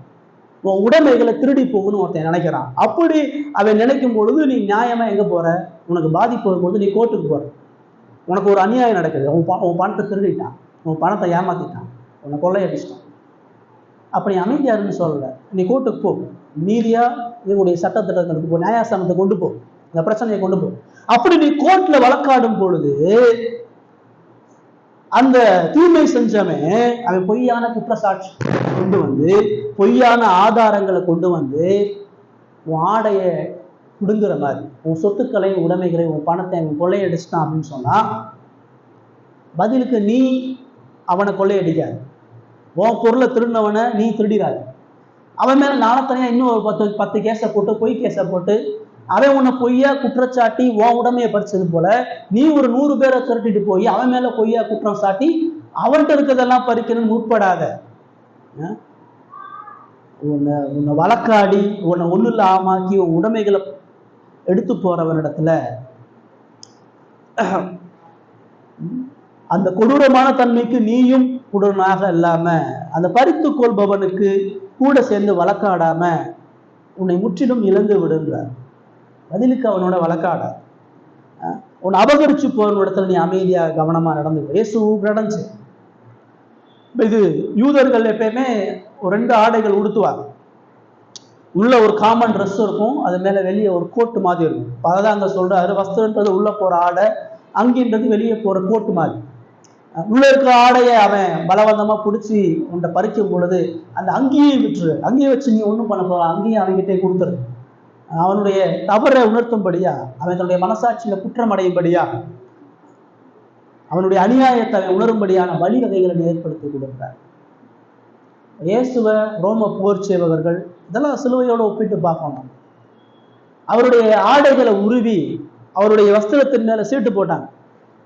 யோசேப்பு அவருடைய சகோதரர்கள் அவங்களுடைய அப்பா பலவர்ணமான ஆடையை உடுத்திருக்கிறாங்கன்னு சொல்லி அவனை குழியில போடும் பொழுது அவனுடைய ஆடையை உருவி அவனை குழியில போட்டு அடிமையா விட்டு போட்டான்.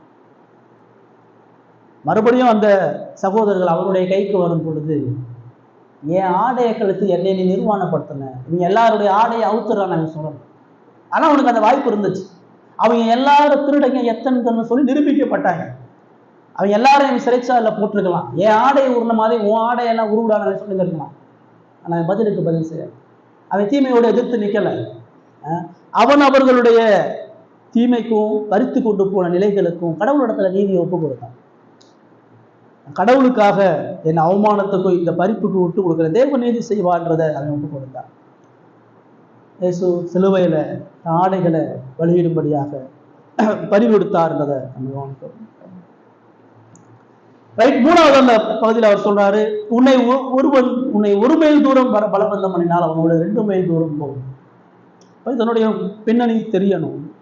அந்த ரோமருடைய அரசாட்சி காலத்துல ரோம போர் சேவகர்கள் அவர்கள் அரசாங்க பணிக்காக அல்லது ஒரு ஆயுதங்களை சுமந்து போகும் பொழுது வழியில போற எவனையாச்சும் பிடிச்சி அவன் மேல அந்த பாரத்தை வச்சிருவாங்க. நீ இந்த அவ்வளவு தூரம் என்கிட்ட சுமந்து வா, இவ்வளவு தூரம் இந்த பாரத்தை சுமந்து வாரணும். அப்போ வந்து குடிமக்களோ எவனும் அதை மறுதளிக்காம மறுப்பு செலுத்தாம எல்லாரும் அந்த பாரத்தை சுமந்துப்போம். அது காமனான ஒரு வழக்கம்.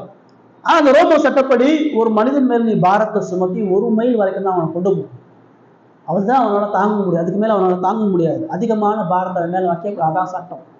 ஏசு அதான் இங்க சொல்றாரு, அந்த ரோம போர் சேவகன் ஒண்ணு 1 மைல் தூரம் உன் மேல பாரத்தை வச்சு நடக்க சொன்னா நீ 2 மைல் தூரம் நட. அந்த சட்டமும் அந்த நியாயமும் சொல்றதை விட இன்னும் அதிகமா அவன் இடத்துல அவங்க அன்பை காட்டு, இன்னும் அதிகமா அவனுடைய பொறுமையை காட்டு, இன்னும் அதிகமா அவன் வெட்கப்படும்படியாக அவன் மனம் திரும்பும்படியாக உன்னை முற்றிலுமாக அவனுக்கு முன்பாக தாழ்த்துக்கொள்னு சொல்றார். இயேசுங்க என்ன சொல்றாரு? இயேசுவை பின்பற்றும் பொழுது நம்முடைய உடைமைகளையும் நம்முடைய பொருட்களையும் நம்ம இழக்க நேரிடும், நம்முடைய உரிமைகளை நம்ம இழக்க நேரிடும். ஆனா தேவன் நமக்கு நீதி செய்வார், தேவன் நமக்கு நாளத்தனையா திரும்ப கொடுப்பார். அந்த நம்பிக்கையோடு நம்ம அதை கடந்து சொல்லி சொல்றார். தீமைக்கு எதிராக சோர்ந்து போகாமல் கலகம் பண்ணாமல் இருன்றதான் இயேசு மறுபடியும் அங்க சொல்லிட்டு இருக்கார். அந்த தீமையோட எதிர்த்து நிக்காதுன்ற அந்த விளக்கத்தை தான் தொடர்ச்சி என்ன சொல்லிட்டு இருக்கிறார். தீமையோட எதிர்த்து நிக்காம இருக்கணும்னு என்ன செய்யணும்? உனக்கு வரக்கூடிய அவமானத்தை பொறுத்துக்க. உன் பொருள்களை திருடி உன் உடைமைகளை பறித்து கொள்றவனிடத்துல நீ பொறுமையா இரு. உன் மேல அதிகமான பாரங்களை வைத்து உன் இயேசுவை பின்பற்றும் பொழுது நிச்சயமா இந்த உலகத்துல உனக்கு பாரங்கள் உண்டு. அதிகமான பாரத்தை உன் மேல மக்கள் சுமத்துவாங்க. அதிகமான மனக்காயங்கள் வரும், அதிகமான வலிகள் உண்டாகும். அப்படி அந்த பாரம் வரும் பொழுது அந்த பாரத்தை இறக்கி வச்சுட்டு ஓடிடாது. இயேசுவை பின்பற்றுவதற்கு உன் மேல பாரத்தை வைக்கும் பொழுது சிலுவையை சிலுவையை இறக்கி விட்டு சுகபோகமா வாழ பார்க்காது. அந்த ரோமன் ஒரு யூதனை அடிமைப்படுத்தி அவன் மேல பாரத்தை வைக்கும் பொழுது அந்த ரோமன் இடத்துல உன் தேவன் யாருன்றதை காட்டு, உன்னுடைய பலம் என்னன்றதை காட்டு, உன்னுடைய அர்ப்பணிப்பு என்னன்றதை காட்டு, நீ எவ்வளவு தூரம் அவனை நேசிக்கிறன்றதன் மூலமா நீ காட்டுன்றதுதான் இந்த அவமானங்களை பெரிதாக இயேசு சொல்றார். நம்ம எங்க பார்க்கிறோம்? வேதத்துல பல இடங்கள்ல பார்க்கிறோம். சவுல் தாவீதுடைய வாழ்க்கையில பார்க்கிறோம். சவுல் தாவீத கொலை செய்ய பார்க்கிறான். தேவன் தாவீதை தெரிந்தெடுத்து அவனை ராஜாவாக அபிஷேகம் பண்றார். எப்போ சாமுவேல் அவனை அபிஷேகம் பண்ணாலும் அப்ப இருந்து அவனை விடாம கொலை செய்யறதுக்கு ஓடிட்டு இருக்கான். துரத்தலாம் அவனை. புகையில விட மாட்டேன்றான், ஊர்ல விட மாட்டேன்றான், குடும்பத்துல விட மாட்டேன், எல்லா இடத்துலயும் கண்ணி வச்சு அவனை அழிக்கணும்னு தீவிரமா போறான். தாவீது என்ன சொன்னான்? தாவீது எந்த இடத்தையும் திரும்ப சவுல் அடிக்கல. கடவுளே சவுலோட உயர தாவீது கையில கொடுக்குறார். இந்த அவனை கொல்றதுக்கான எல்லா வாய்ப்பும் இருக்குது. எந்த இடத்துலையும் தாவீது திரும்ப அவனை கொலை செய்ய பார்க்கல, அவனுக்கு பதில் செய்ய பார்க்கல. சவுல் தாவீதை விரட்டும் பொழுதெல்லாம் தாவீது கடவுளை நோக்கி ஓடுனான், கடவுளுடைய கிருபையை நோக்கி ஓடுனான். அந்த பாரம் அதிகம்தான். சவுல் செய்யக்கூடிய துரோகம் அதிகமான வழிகளை கொடுத்துதான் செஞ்சுச்சு, அதிகமான பாரம் தான். ஆனா தேவ சமூகத்தை நோக்கி ஓடி அது பலமடைகிறவன். அதே மைக்கு நீ இப்படி செய்கின்றார். உன்னை கஷ்டப்படுத்துறவன், உன்னை காயப்படுத்துறவன், உன்னை அழுத்துறவன், உன் மேல் அதிகமான வேலையை சுமக்கிறவன், அவனுக்கு முன்பாக நீ சகிப்புத்தன்மை உள்ளவனா, பொறுமைசாலியா தேவனை நோக்கி ஓடுன்ற. அடுத்தங்க அவர் என்ன சொல்றாரு? 42 சொல்றாரு, உன்னிடத்தில் கேட்கிறவனுக்கு கொடு. நாளைக்கு வீட்டுல இருந்து ஒரு 10,000 உங்களை கேட்க போறேன், எல்லாரும் கொடுத்துருங்க. அது சொல்லலைங்க, வீட்டுல வர்ற எல்லாருக்கும் பணத்தை கொடு, கேட்கிற எல்லாருக்கும் கடன் கொடுன்னு சொல்ல. அடுத்த வசனம் அதான் சொல்லுது, கடன் வாங்க விரும்புகிறவனுக்கு முகம் கோணாது. இப்படி சொல்லிதான் சேலம் பாஸ்டர் ஒருத்தர் 30,000 வாங்கிட்டு போயிட்டான். வாரம் வந்து ஐயா எனக்கு 1000 ரூபாய் கொடுங்க, 2000 ரூபாய் கொடுங்க. பைபிள் சொல்லுது பாருங்க, கடன் வாங்க விரும்புவதற்கு முகம் கோணாது. முகம் கோணாம காசை கொடுங்கன்னு சொல்லி 30,000 வாங்கிட்டு போயிட்டான். அப்பெல்லாம் வீட்டுல வந்து கடன் கேட்க எல்லாத்துக்கும் எடுத்து கொடுக்கறதெல்லாம் இது என்ன சொல்லுது அந்த வசனம்? அதனுடைய பின்னணி என்ன, அந்த கான்டெக்டோட அவன் ஒத்து பார்க்கணும். அவர் அதை என்ன சொல்றாரு? கேட்கிறவனுக்கு கூட யாரு எதை கேட்டாலும் கொடுன்றதல்ல, தேவையுள்ளவனுக்கு உதவி செய்யாமல் இருக்காதன்ற. நீ தீமையோடு எதிர்த்து நிற்காதன்னு அவர் சொல்லும் பொழுது உண்மையாகவே தேவையோடு உயிருக்கு போராடுகிற நல்ல சமாரியனுடைய ஓமையை நம்ம ஒப்பிட்டு பார்க்கிறோம். குற்றியும் குலையுமா இருந்த அந்த கல்லனுக்கு, அந்த கல்லனால பலவீனப்பட்டு உயிருக்கு போராட்டத்துக்கு அவனுக்கு சமாரியன் எப்படி இறங்கினா, அந்த இடத்துல அவர் சொல்றாரு, கேட்கிறவனுக்கு கூட உண்மையாகவே தேவையுள்ளவனுக்கு உயிருக்கு போராடுகிறவனுக்கு இரக்கம் காட்டு. எப்பயுமே இரக்கம் உள்ளவனார், இரக்கத்தையும் உதவியை செய்யாம உண்டாது. தேவன் உனக்கு அந்த வாய்ப்பு கொடுக்கும் போதெல்லாம் அதை செய்யண்டார். இப்ப கடன் வாங்க விரும்புகிறவனுக்கு முகம் கோணாதனா எல்லாருக்கும் அதை சொல்லல, கடன் கேட்க விரும்புகிற எல்லார்த்தையும் அதை சொல்லல. அவசர தேவையோடு உயிர் போராட்டத்தோடு வருகிற மனிதனுக்கு நீ இறங்குகின்றார், இறங்கி உதவி செய்கின்றார். எல்லாருக்கும் கொடுக்க முடியாது. அவனுடைய பிரச்சனை உண்மையாகவே அவசியமானதா, உண்மையாகவே நீதியானதா, சரியானதா, உண்மையாக தான் ஆடுறானா, இல்லை அவன் இச்சையை நிறைவேற்றத்துக்கு காசு கேட்கிறானா, அவனுடைய தேவையை நிறைவேற்றத்துக்கு காசு கேட்கிறானா, அது அவனுடைய ஆடம்பர தேவை காண்டி காசு கேட்கிறானா, இதெல்லாம் கவனிக்கணும். சும்மா கண்ணை மூடிட்டு எல்லாருக்கும் கொடுக்கறதும் தப்பு, உதவி செய்யாம கஞ்சனா இருக்கிறதும் தப்பு. செய்யணும், தாராளமா செய்யணும், மனமும் வந்து செய்யணும். யாருக்கு எப்ப எந்த சூழ்நிலையோ அப்பதான் செய்யணும். கடவுள் கொடுத்த காசை கடவுளுடைய மகிமைக்காக கொடுக்கணும். கடவுளுடைய அன்பை காட்டும்படியா, இரக்கத்தை காட்டும்படியா, கடவுளுடைய குணாதிசயத்தை வெளிப்படுத்தும்படியா இறங்கி கொடுன்னு சொல்றார். அப்படிதான் கொடுத்தார். தன்னை முற்றிலுமாக தனது ஜீவனையே மீட்புக்காக, மகிமைக்காக, தேவனது வாழ்வுக்காக அவர் கொடுத்தார். நம்ம பார்க்கணும். சோ தேவன் இதெல்லாம் ஏன் சொல்றார்? தீமையோட எதிர்த்து நிற்காதன்னு ஏன் சொல்றாரு? இப்படி தீமையை சகிச்சு வாழும் பொழுது கடவுள் எதிரிகளுக்கும் மனம் திரும்புதலை கொடுக்க முடியும். கடவுள் துன்மார்க்கமான மனிதனை தன் ராஜ்யத்தில் இருக்கக்கூடிய வழிகளை தேவன் செய்ய முடியும். பரலோக ராஜ்யம் என்பது சுயநல ஆட்சி கிடையாது. பரலோக ராஜ்யம் என்பது இரக்கத்தை வழங்கக்கூடிய ஆட்சி, மன்னிப்பு வழங்கக்கூடிய ஆட்சி, தேவனது சுபாவத்தை வெளிப்படுத்தக்கூடிய ஆட்சி. ரைட்? இப்ப 38 42 வசனம் நமக்கு என்ன சொல்றது? உன்னுடைய பிஹேவியர், சக மனிதனுக்கு முன்பாக உனது நிலைப்பாடு, தீமையினால் வரும் அவமானங்களை பொறுத்துக்க. நீதியா வாழ்ற, உண்மையா வாழ்ற, உன்னை ஒருத்தன் தூசிக்கிறான், அவமானப்படுத்துறான், குற்றப்படுத்துறான்னு சொன்னா சகிச்சுக்க. அவன் ஒரு 2 வார்த்தை பேசணும், நீ 4 வார்த்தை பேசணும்னு நினைக்காது. அவன் உன்னை அழிக்கணும்னு முற்படும் பொழுது பதிலுக்கு நீ அவனை அழிக்கணும்னு நினைக்காது.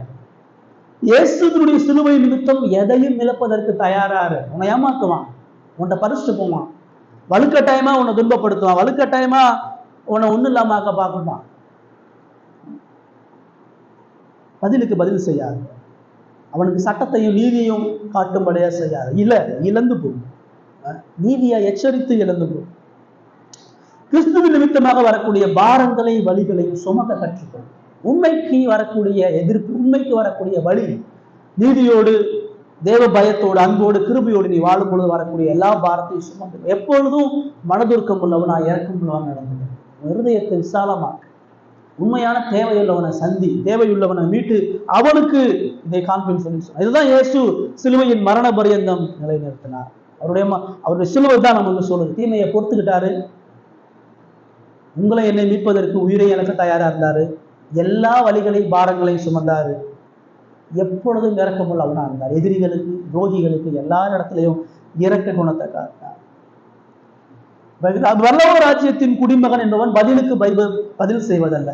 பரலோக ராஜ்யத்தின் குடிமகன் தீமைக்கு நன்மை செய்பவன், துரோகத்துக்கு நன்மைகளையும் ஆசீர்வாதங்களையும் வழங்குறவன் சொல்றார். கடைசியா 43 48 அந்த வசனம் நமக்கு என்ன சொல்லுது? 43 48 வாசிங்க. உனக்கு அடுத்தவனை சிநேகித்து உன் சத்துருவை பகைப்பாயாக என்று சொல்லப்பட்டதை கேள்விப்பட்டிருக்கிறீர்கள்.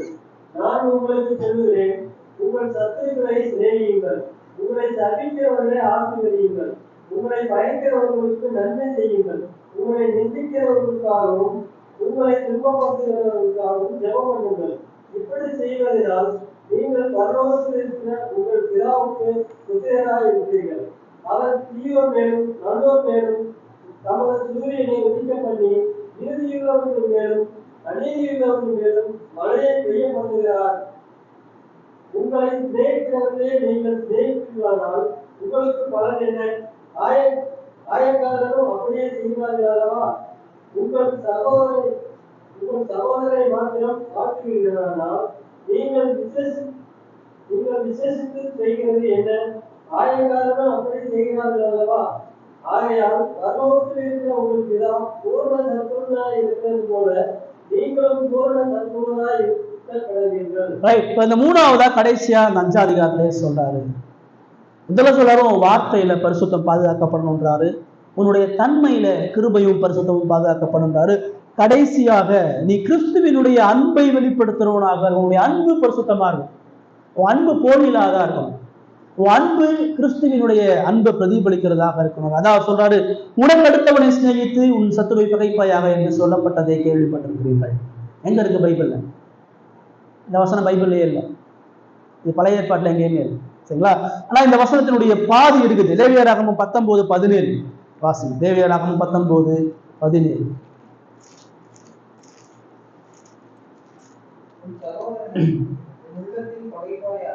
பகையாயாக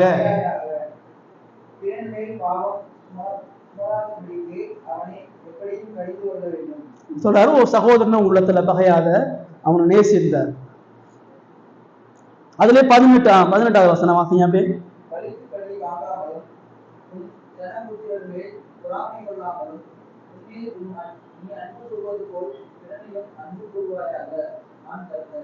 இப்ப பழைய ஏற்பாட்டுல ஃபுல்லாவே என்ன சொல்றாரு? நீ உன்னில் அன்பு கூறுவது போல பிறனை அன்பு கூறுன்றதான் கட்டளை. எந்த இடத்துலயுமே பழைய ஏற்பாட்டுல இயேசு உன் சத்துருவை பகைப்பாயாக கடவுள் கட்டளை கொடு.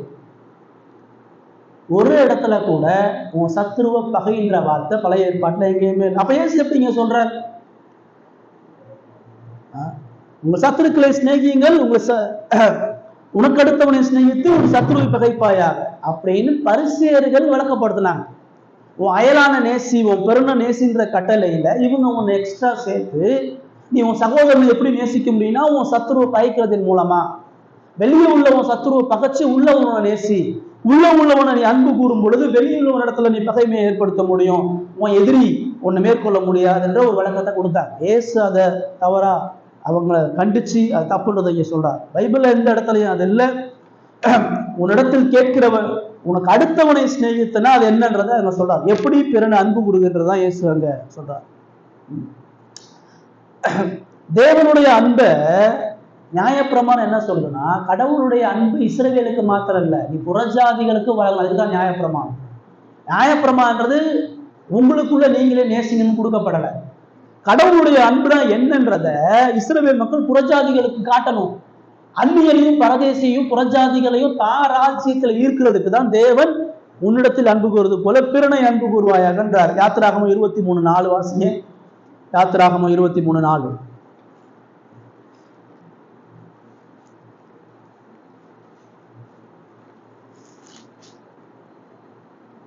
சத்துருவின் ஆடாவது அவனுடைய கழுதையாவது தப்பி போக கண்டால் அதை திரும்ப அவனிடத்தில் கொண்டு போய் விடுவாயாக. எதிரியுடைய ஆடோ மாடோ விழுந்துச்சுன்னா அதை காப்பாற்றி அவன்கிட்ட கொடுன்றார். நீதிமொழிகள் 25:21 வாசிங்க. நீதிமொழிகள் 25:21.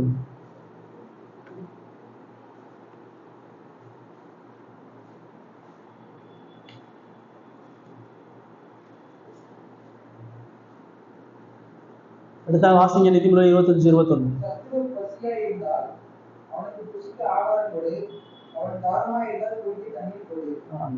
நியாயப்பிரமாணமும் நீதிமொழிகள் சொல்லுவோம், சத்துரு பசியா இருந்தா ஆகாரம் கூட, அவனை நேசி. அவனுக்கு பிரச்சனைனா நீ போய் பக்கத்துல அவனுக்கு ஆதரவா இருந்ததுதான் பழைய ஏற்பாட்டுல சொல்றாரு. தேவன் பழைய ஏற்பாட்டுல கொடூரமானவரா, புதிய ஏற்பாட்டுல கிருபை இருந்தவரா இல்லை. பழைய ஏற்பாட்டிலையும் சத்துருவை நேசி, சத்துருவை அன்பு கூறு, சத்துருவை பாதுகாதுன்றார்.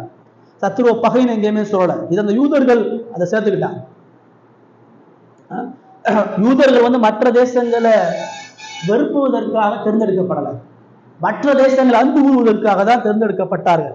ஆனா பரிசேயர்கள் என்ன பண்ணாங்க அப்படின்னு சொன்னா, நம்முடைய எதிரியை நம்ம ஜெயிக்கணும்னு சொன்னா, நம்ம எதிரியை வெற்றுக்கொள்ளணும்னு சொன்னா நம்ம ஒருவர் அன்பு கூறணும். நம்ம ஒருத்தர் அன்பு கூர்ந்து ஒற்றுமையில பலப்படுத்த இருந்தா மட்டும்தான் நாம எதிரிகள் இல்லாம வாழ முடியும், எதிரியை ஜெயிக்க முடியும்ன்றத தாண்டி உன் சத்துருவை பகைப்பாயாகன்னு சொல்லி சொன்னார். அவர்களுடைய அன்பு சுயநலம் கொண்டதா, அவர்களுடைய அன்பு குறுகிய சிந்தை கொண்டதா இருந்தது. இந்த உலகத்தினுடைய ராஜாக்கள் இப்படிதான் இருப்பான். இந்த உலகத்தினுடைய ராஜாக்கள் எல்லா நாட்டுக்கும் எதிரி நாடு இருக்கு, எல்லா நாட்டுக்கும் சத்துரு நாடு இருக்கு. அப்ப அந்த எதிரி நாடு நம்ம நாட்டை தாக்காம இருக்கணும்னு சொன்னா நம்ம எல்லாரும் ஒற்றுமையா இருக்கணும். இந்திய தேசத்தினுடைய ஒற்றுமை, சுய தேசத்தினுடைய ஒற்றுமை, நம்ம குடிமக்களா ஒற்றுமையா இருக்கணும். குடிமக்களா ஒற்றுமையா இருந்து பலம் இருந்தாதான் எதிரியை வீழ்த்த முடியும். அதான் உலக ராஜ்யம். இயேசு அதற்கு எதிராக சொல்றார்.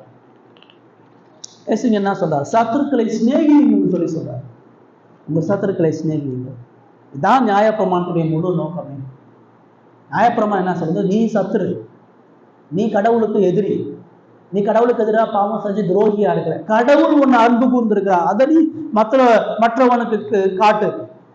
நீயும் தேவன் சத்துருவா இருந்த உன் மேல அன்பு கூர்ந்த மாதிரி நீயும் உன் சத்துருவா அன்பு கூறுன்றார். முழு உலக வரலாற்றுல இயேசு மட்டும்தான் சத்துருவ நேசின்னு சொன்னார். லவ் யுவர் எனிமின்றது இயேசு ஒருத்தர் மட்டும்தான் அந்த உலகத்துக்கு கொடுத்த கட்டளை, வேற யார் அதை செய்ய? அது சொன்னது மாத்திரமல்ல, அது செஞ்சது அவர் தான். இந்த உலகத்துல யாரு சத்துருவை நேசிச்சு அவர் மட்டும்தான் நேசிச்சார். தன்னுடைய எதிரிகளை துரோகிகளை அவரை நேசிச்சு நான் பின்பற்றுவர்களும் அதை செய்யும்படியாக நேசிக்கும்படியாக அழைக்கிறார். இதுதான் அன்பினுடைய உண்மையான டிஃபனேஷன். ஒரு அன்பு எப்படிப்பட்டதுன்னு சொன்னா சத்துருவை நேசிக்கிறது தான் உண்மையான அன்பு. இதுதான் கிறிஸ்தவம். கிறிஸ்து அற்ற அன்பு, இயேசு இல்லாத மனுஷன் எதிரியை பொறுத்துக்குவான், எதிரியை சகிச்சுக்குவான், எதிரியை அன்பு கூற மாட்டான். எதிரியை பொறுத்துக்குவான், சகிச்சுக்குவான், அன்பு கூற மாட்டான், ஆனால் நேசிக்க முடியாது. அப்ப எதிரியை நேசிக்கக்கூடிய அன்பு இயல்பா மனித சுபாவத்திலையும் மனித எண்ணங்களையும் வரலாம். எந்த உலக தத்துவங்களும் உலக பொன்முனிகளும் சொல்ற சத்துருவை நேசிக்கும். இந்த அன்பு தான் கிறிஸ்துவின் அன்பு. இந்த அன்பு தான் தெய்வீக அன்பு. இது அவரிடத்துல இருந்து மட்டும்தான் வருது. அதாவது சொல்றாரு, சபிக்கிறவர்களை ஆசீர்வதிங்கள். அப்படின்னா நான் உன்னை தூசணமா பேசுறேன், அவனை குறிச்சு தவறா புறங்கு கொடுக்குறேன், அவனை பொறுத்து கொள்றது மாத்திரம் இல்ல, உன்னை புறங்கூடுகிறவனுக்காக நீ நன்மையான வார்த்தைகளை பேசி அவனுக்காக ஜெபின்றாங்க. அதாவது அவங்க சொல்றாரு, உங்கள் சத்துருக்களை உங்கள் சபிக்கிறவர்களை ஆசீர்வதிங்கள், உங்களை பயக்கிறவர்களுக்கு நன்மை செய்யுங்கள், உங்களை நிந்திக்கிறவர்களுக்காக உங்களை துன்பப்படுத்துவர்களுக்காகவும் ஜெபம் பண்ணுங்கன்னு சொல்றார். சிலுவையில தானே இயேசு பண்ணார். சிலுவையில அவரை தூஷிச்சான், அவரை சபிச்சான், அவரை பகைச்சான், அவருக்கு தீமை செஞ்சான். எல்லா இடத்துல இயேசு பிதாவே இவர்களுக்கு மன்னியும், தாங்கள் செய்வது என்னது என்று அறியாது இருக்காதுன்னு சொன்னார். பயக்கிறவர்களுக்காக ஜெபம் பண்றது ஈஸியா? அது எவ்வளவு கஷ்டம். நேசிக்கிறவனை வெறுக்கிறவனுக்காக எப்படி ஜெபம் பண்றது? ஆனா மோசே இஸ்ரவேல் மக்களுக்காக ஜெபம் பண்ணான். இஸ்ரவேல் மக்கள் மோசையை கல்லறியும்படியா கொல்லும்படியா வர்றாங்க. கடவுள் இஸ்ரவேல் மக்களுடைய பேரை அழித்து போடுவதற்கு இறங்கி வர்ற மோசே மன்றாடுகிறான். ஜீவ புஸ்தகத்துல என் பேரை கிறுக்கி போட்டு இந்த மக்களை காப்பாத்துங்கன்னு சொன்ன. தாவீது சவுலுக்காக ஜெபித்தான். ஸ்தேவான் தன்னை கல்லறிக்கிறவர்களுக்காக ஜெபித்தான். ஆண்டவரே, இந்த பாவத்தை இவர்கள் மீது சுமத்தாதரும். நமது ஆண்டவர் எல்லாவற்றிற்கும் மேலாக எல்லா எதிரிகளும் துரோகிகளும் தன்னை கடித்து குதறும் பொழுது ரத்தம் சிந்தி அவர்களுக்காக ஜெபித்துக் கொண்டிருந்தாங்க. வேதம் சொல்ற அடுத்தவர் என்ன சொல்றார்? இப்படி செய்வதனால் நீங்கள் பரலோகத்தில் இருக்கிற உங்கள் பிதாவுக்கு புத்திரராக. இதுதான்ப்பா நீ ராஜ்யத்தின் புத்திரர்களுக்கு அடையாளம். நீ பரலோகத்துக்குரியவன்றதுக்கான ஒரே ஒரு அடையாளம் என்ன? அவர் எப்படி தீயோர் மேலும் நல்லோர் மேலும் தமது சூரியனை உதிக்க பண்ணி நீதியுள்ளவர்கள் அநீதியவர்கள் மீது மழையை பெய்ய பண்ணுகிறார். சூரியன் எல்லாருக்கும், மழை எல்லாருக்கும். உபச்சாரக்காரன், திருடன், விக்கிரக ஆராதனைக்காரன், கொலகாரன், எல்லா அசுத்தமானவனுக்கு அவர் தனது அன்பின் கரத்தை குறுக்காம எல்லாருக்கும் அவர் அதை செய்து கொண்டிருக்கிறார். பிதாவினுடைய குணாதிசயத்தை நீ வெளிப்படுத்துன்ற பேசுறேன். எந்தவித எதிர்பார்ப்பும் இல்லாம தொடர்ச்சியா மனமும் இந்த அன்பை தேவன் கொடுத்தது போல நீ கொடுன்னு சொல்லி சொல்றார். எபேசியர் 5:1 வாசிங்க. எபேசியர் 5:1.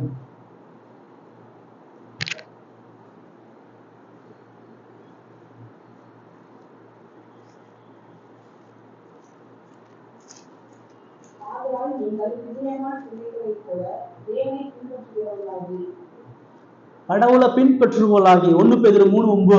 1 பேதுரு 3:9.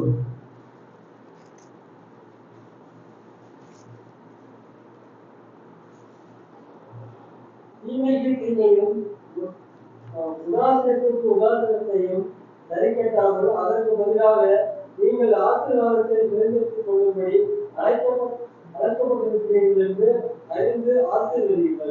எக்ஸாம். ஒரு கிறிஸ்தவனா தீமைக்கு தீமை செய்யாம தீமைக்கு நன்மை செய்து அன்பை காட்டுவார். அதாவது திரும்ப சொல்லும்போது சொல்றாரு 46-47, உங்களை சிநேகிக்கிறவர்களை நீங்கள் சிநேகிப்பதனால் உங்களுக்கு பலன் என்ன? ஆயக்காரரும் அப்படி செய்கிறார்கள் அல்லவா? உங்கள் சகோதரி மற்றும் மாற்றுவதனால் நீங்கள் விசேஷித்து செய்கிறது என்ன? ஆயக்காரரும் அப்படி செய்கிறார்களோ? இதான உலக அன்பு. உலகம் எங்க அன்பு காட்டுது? நேசிக்கிற இடத்துலதான் அன்பு காட்டுது. எங்க ஆதரவு இருக்கோ அங்கதான் அன்பு காட்டுது, எங்க நல்லது நடக்குதோ அங்கதான் அன்பு காட்டுது. ஆனா இயேசுங்க என்ன சொல்றாரு? நேசிக்க முடியாதவர்களை நேசிப்பதுதான் அன்பு, துரோகம் செய்வர்களை நேசிப்பதுதான் அன்பு. உங்கள் இருதயம் மாற்றப்பட்டுள்ளது, நீங்கள் தேவனுக்குரியவர்கள், நீங்கள் தேவனுக்கு புத்திரர்கள்னா தேவனது அன்பை இந்த உலகத்துல கொண்டு போய் காட்டுங்கன்னு சொல்லி சொல்றார். உங்க எதிரிகள்கிட்ட காட்டுங்கன்னு சொல்றார். ரைட். இப்ப கடைசியா இயேசு இந்த 3வது பாயிண்ட் 4 விஷயத்த சொல்றாரு. 1, உன் அன்பு ஒரு பொழுதும் பாரபட்சமா இருக்கக்கூடாது. உன் அன்பு சுயநலமா இருக்கக்கூடாது. நம்முடைய எல்லா அன்பும் சுயநலமான அன்பு.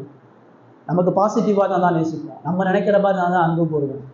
சில பேரை மட்டும்தான் நேசிப்போம், சில எல்லைக்கு மட்டும்தான் நேசிப்போம். இது எதுவுமே அன்பு கிடையாது, இதெல்லாம் போலி, இதெல்லாம் சுயநலமானது. 2வது, உன் அன்பு தீமைக்கு நன்மை செய்கிற அன்பாக இருக்கும். தீமை செய்கிற இடத்துல அன்பை காட்டணும். அது முடியுமா?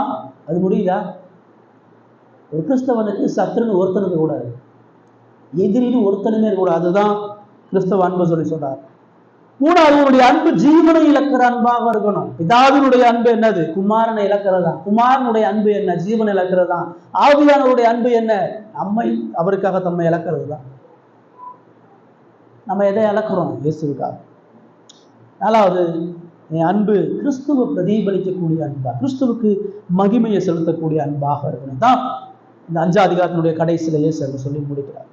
அதான் சொல்றாரு ஃபைனலா, ஆகையால் பரலோகத்தில் இருக்கிற உங்கள் பிதா பூரண சர்க்குணாய் இருக்கிறது போல நீங்களும் பூரண சர்க்குணாய் இருக்கிறீர்கள். கம்ப்ளீட்டா முழுமையா தேவனது அன்பு இந்த உலகத்துக்கு காண்பித்தார். இந்த அன்பு இல்லாததுதான் இன்னைக்கு உலகத்தினுடைய பிரச்சனை. இந்த அன்பு இல்லாதனாலதான் மனுஷன் ஏமாந்து போறான். இந்த அன்பு இல்லாதனாலதான் மனுஷன் சந்தேகப்படுறான். இந்த அன்பு இல்லாதனாலதான் மனிதனுக்கு தோல்வி வருது. ஏமாற்றம், சந்தேகம், தோல்வி இதெல்லாம் உண்மையான அன்பு இல்லை. குடும்ப உறவும் சரி, சக மனித உறவும் சரி, திருச்சபை உறவும் சரி, இந்த ரியலிஸ்டிக்கான அந்த அன்பு இருக்கும் பொழுது இதெல்லாம் இருக்காது. இந்த அன்பு இல்லாதனாலதான் பிரிவு வருது, சண்டை வருது, கொலை வருது. இந்த அன்பு இல்லாதனாலதான் கள்ள உறவு வருது, விவாகரத்து வருது, விபச்சாரம் வருது. இந்த அன்பு இல்லாதனாலதான் கடவுளுடைய மகிமையை குலைக்கப்படுகிறது, அநியாயமும் அயோக்கியமும் துன்மார்க்கமும் உலகத்திலே போற்றப்படுகிறதாக இருக்கு. இந்த அன்பு இல்லாதனாலதான் திருச்சபை உலகத்தை பாதிக்காம இருக்கு. இந்த அன்பு இல்லாதனாலதான் விசுவாசி சாட்சியற்றவனா இருக்காரு. இயேசு உங்ககிட்ட அதான் எதிர்பார்க்கிறார். நம்மளுடைய இருதயம் எப்படி இருக்குது? ஆண்டவர் உங்களை பார்த்து நீங்க பரலோகத்தில் குடிமக்கள்னு சொல்வாரா? நீங்க தேவனுடைய பிள்ளை நட்டாட்சியா சொல்வாரா? இந்த அடையாளங்கள் உங்க இடத்துல காணப்படாம போன அந்த காலைகளில் உங்களுடைய இருதயத்தை ஆராய்ஞ்சு பார்ப்போம். தேவன் இந்த 5ஆம் அதிகாரத்தினுடைய கடைசி பகுதிகளை சொன்ன மாதிரி முதலாவது நம்முடைய வார்த்தையில பரிசுத்தம் காணப்போம். உண்மையை பாதுகாப்போம், உண்மையை பேசும், நீதியை பேசும். நம்முடைய தன்மையில இரக்கத்தையும் தயவையும் இரக்கத்தையும் கிறிஸ்துவை போல காண்பிப்போம். நம்முடைய அன்புல எல்லா விதமான பரிசுத்தையும் கிறிஸ்துவனுடைய தன்மையை காண்பிக்கும் பொழுது மட்டும்தான் அவருடைய ராஜ்யத்தின் புத்திரர்களாக. இதெல்லாம் எப்படி செய்யறது? நீ எதையுமே என்னால் தானா செய்ய முடியாது. அதான் மலைப்பிரசன்னம் சொல்லுது, ஒன்னால இருக்கக்கூடிய எதையுமே சொந்தமா செய்ய முடியாது. நீ வீழ்ந்து போன ஒரு பாவி, நீ பொய்ய தான் பேசுவ, நீ இரக்கத்தையும் தயவையும் காட்ட மாட்ட, நீ பழிக்கு பழி வாங்குவ, நீ உதாசீனத்துக்கு உதாசீனத்தை சரி கட்ட பார்ப்ப, உன்கிட்ட உண்மையான அன்பு இருக்காது, சுயநலம் உள்ளவனா இருப்ப. நீ பார்க்க வேண்டிய ஒன்று கிறிஸ்து. இங்கதான் நம்ம சிலுவையை முக பிரதானப்படுத்துறோம்னு சொன்னா, சிலுவை இல்லாம இது உருவாகாது. சிலுவை இல்லாம இதை எந்த மனிதனும் அடைய முடியாது. சிலுவை இல்லாம எந்த மனிதனும் இதை புரிந்து கொள்ள முடியாது. இந்த உலகத்துல ஒரு மனிதன் தனது வார்த்தையில பரிசுத்தம் உண்மையா வாழ்வதற்கு இயேசுவினுடைய சிலுவை அடித்தளமா இருக்கு. இந்த மனுஷன் இந்த உலகத்துல தீமைக்கு தீமை சரி கட்டாம, பதிலுக்கு பதில் செய்யாம, கெட்ட வார்த்தைக்கு கெட்ட வார்த்தை பேசாம, தூசணத்துக்கு தூசணம் இல்லாம இருக்கிறதுக்கு சிலுவையிலிருந்து தான் பலன் கிடைக்கிறது. கடவுள் அதை செஞ்சார். தீமைக்கு நன்மை செய்யக்கூடிய அன்பு சிலுவையில் தான் வருகிறது. ஆனா இந்த சிலுவைக்கு உட்பட்டவர்களா, மன்னிக்கப்பட்டவர், ரட்சிக்கப்பட்டவர் நம்ம சொல்றோம், இது எதுவுமே நம்ம வாழ்க்கையில அதை ஆராய்ச்சி பாருங்க. உண்மையாகவே தேவன் உங்களுக்கு ரட்சிப்பு கொடுத்திருக்கிறாரா? உங்க ஆத்மால மீட்பு செயல்படுங்க. இந்த சுபாவம்லாம் இப்ப ஏன் உங்ககிட்ட இருக்க மாட்டேன்? ஏன் இப்படி வாழ மாட்டேன்?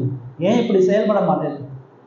கடவுளுக்கு உண்டாக உங்களை ஒத்துக்கிட்டு மனம் திரும்பி, ஆண்டவரே என்னுடைய வார்த்தை சரியில்லை, நான் உண்மையின்படி இருக்கிறது, நான் உண்மைக்கு மாறா இருக்கிறேன், நான் உண்மைக்கு விரோதமா இருக்கிறேன், என் வார்த்தையில எங்கேயுமே உண்மை இருக்க மாட்டேன், என்னுடைய சுயநலத்துக்காண்டி நான் பொய்யா பேசுகிறேன், என்னிடத்துல இரக்கம் இல்லை, நான் பழிவாங்க பார்க்குறேன், நீதி செய்ய பார்க்குறேன், தண்டனையை கொடுக்க பார்க்குறேன், இடத்துல உண்மையான அன்பு இல்லை, போலியான அன்பு, சுயநலமான அன்பு, நல்லது செஞ்சால் மட்டும்தான் நேசிக்கிறேன், நன்மையாக இருந்தால் மட்டும்தான் ஐக்கியமாக இருக்கிறேன், துரோகத்துக்கு அன்பு காட்ட முடியலை, எதிரிக்கு இரக்கத்தை காட்ட முடியலை. ஆண்டவரே இருதயத்தை மாற்றி எனக்கு புதிய இருதயம் வேணும் ஆண்டவரே செய்கிறதுக்கு, எனக்கு புதிய சுபாவம் வேணும் ஆண்டவரே, எனக்கு ஒரு புதிய மாற்றம் உள்ள வாழ்க்கை வேண்டும் ஆண்டவரின் திருச்சபையை நம்ம கேட்போம். தேவன் நம்மளை மாற்றி அவருடைய ராஜ்யத்தின் புத்திரர்களாக கிறிஸ்துவின் மகிமைக்காக நம்மை மாற்றி வைப்பாராக.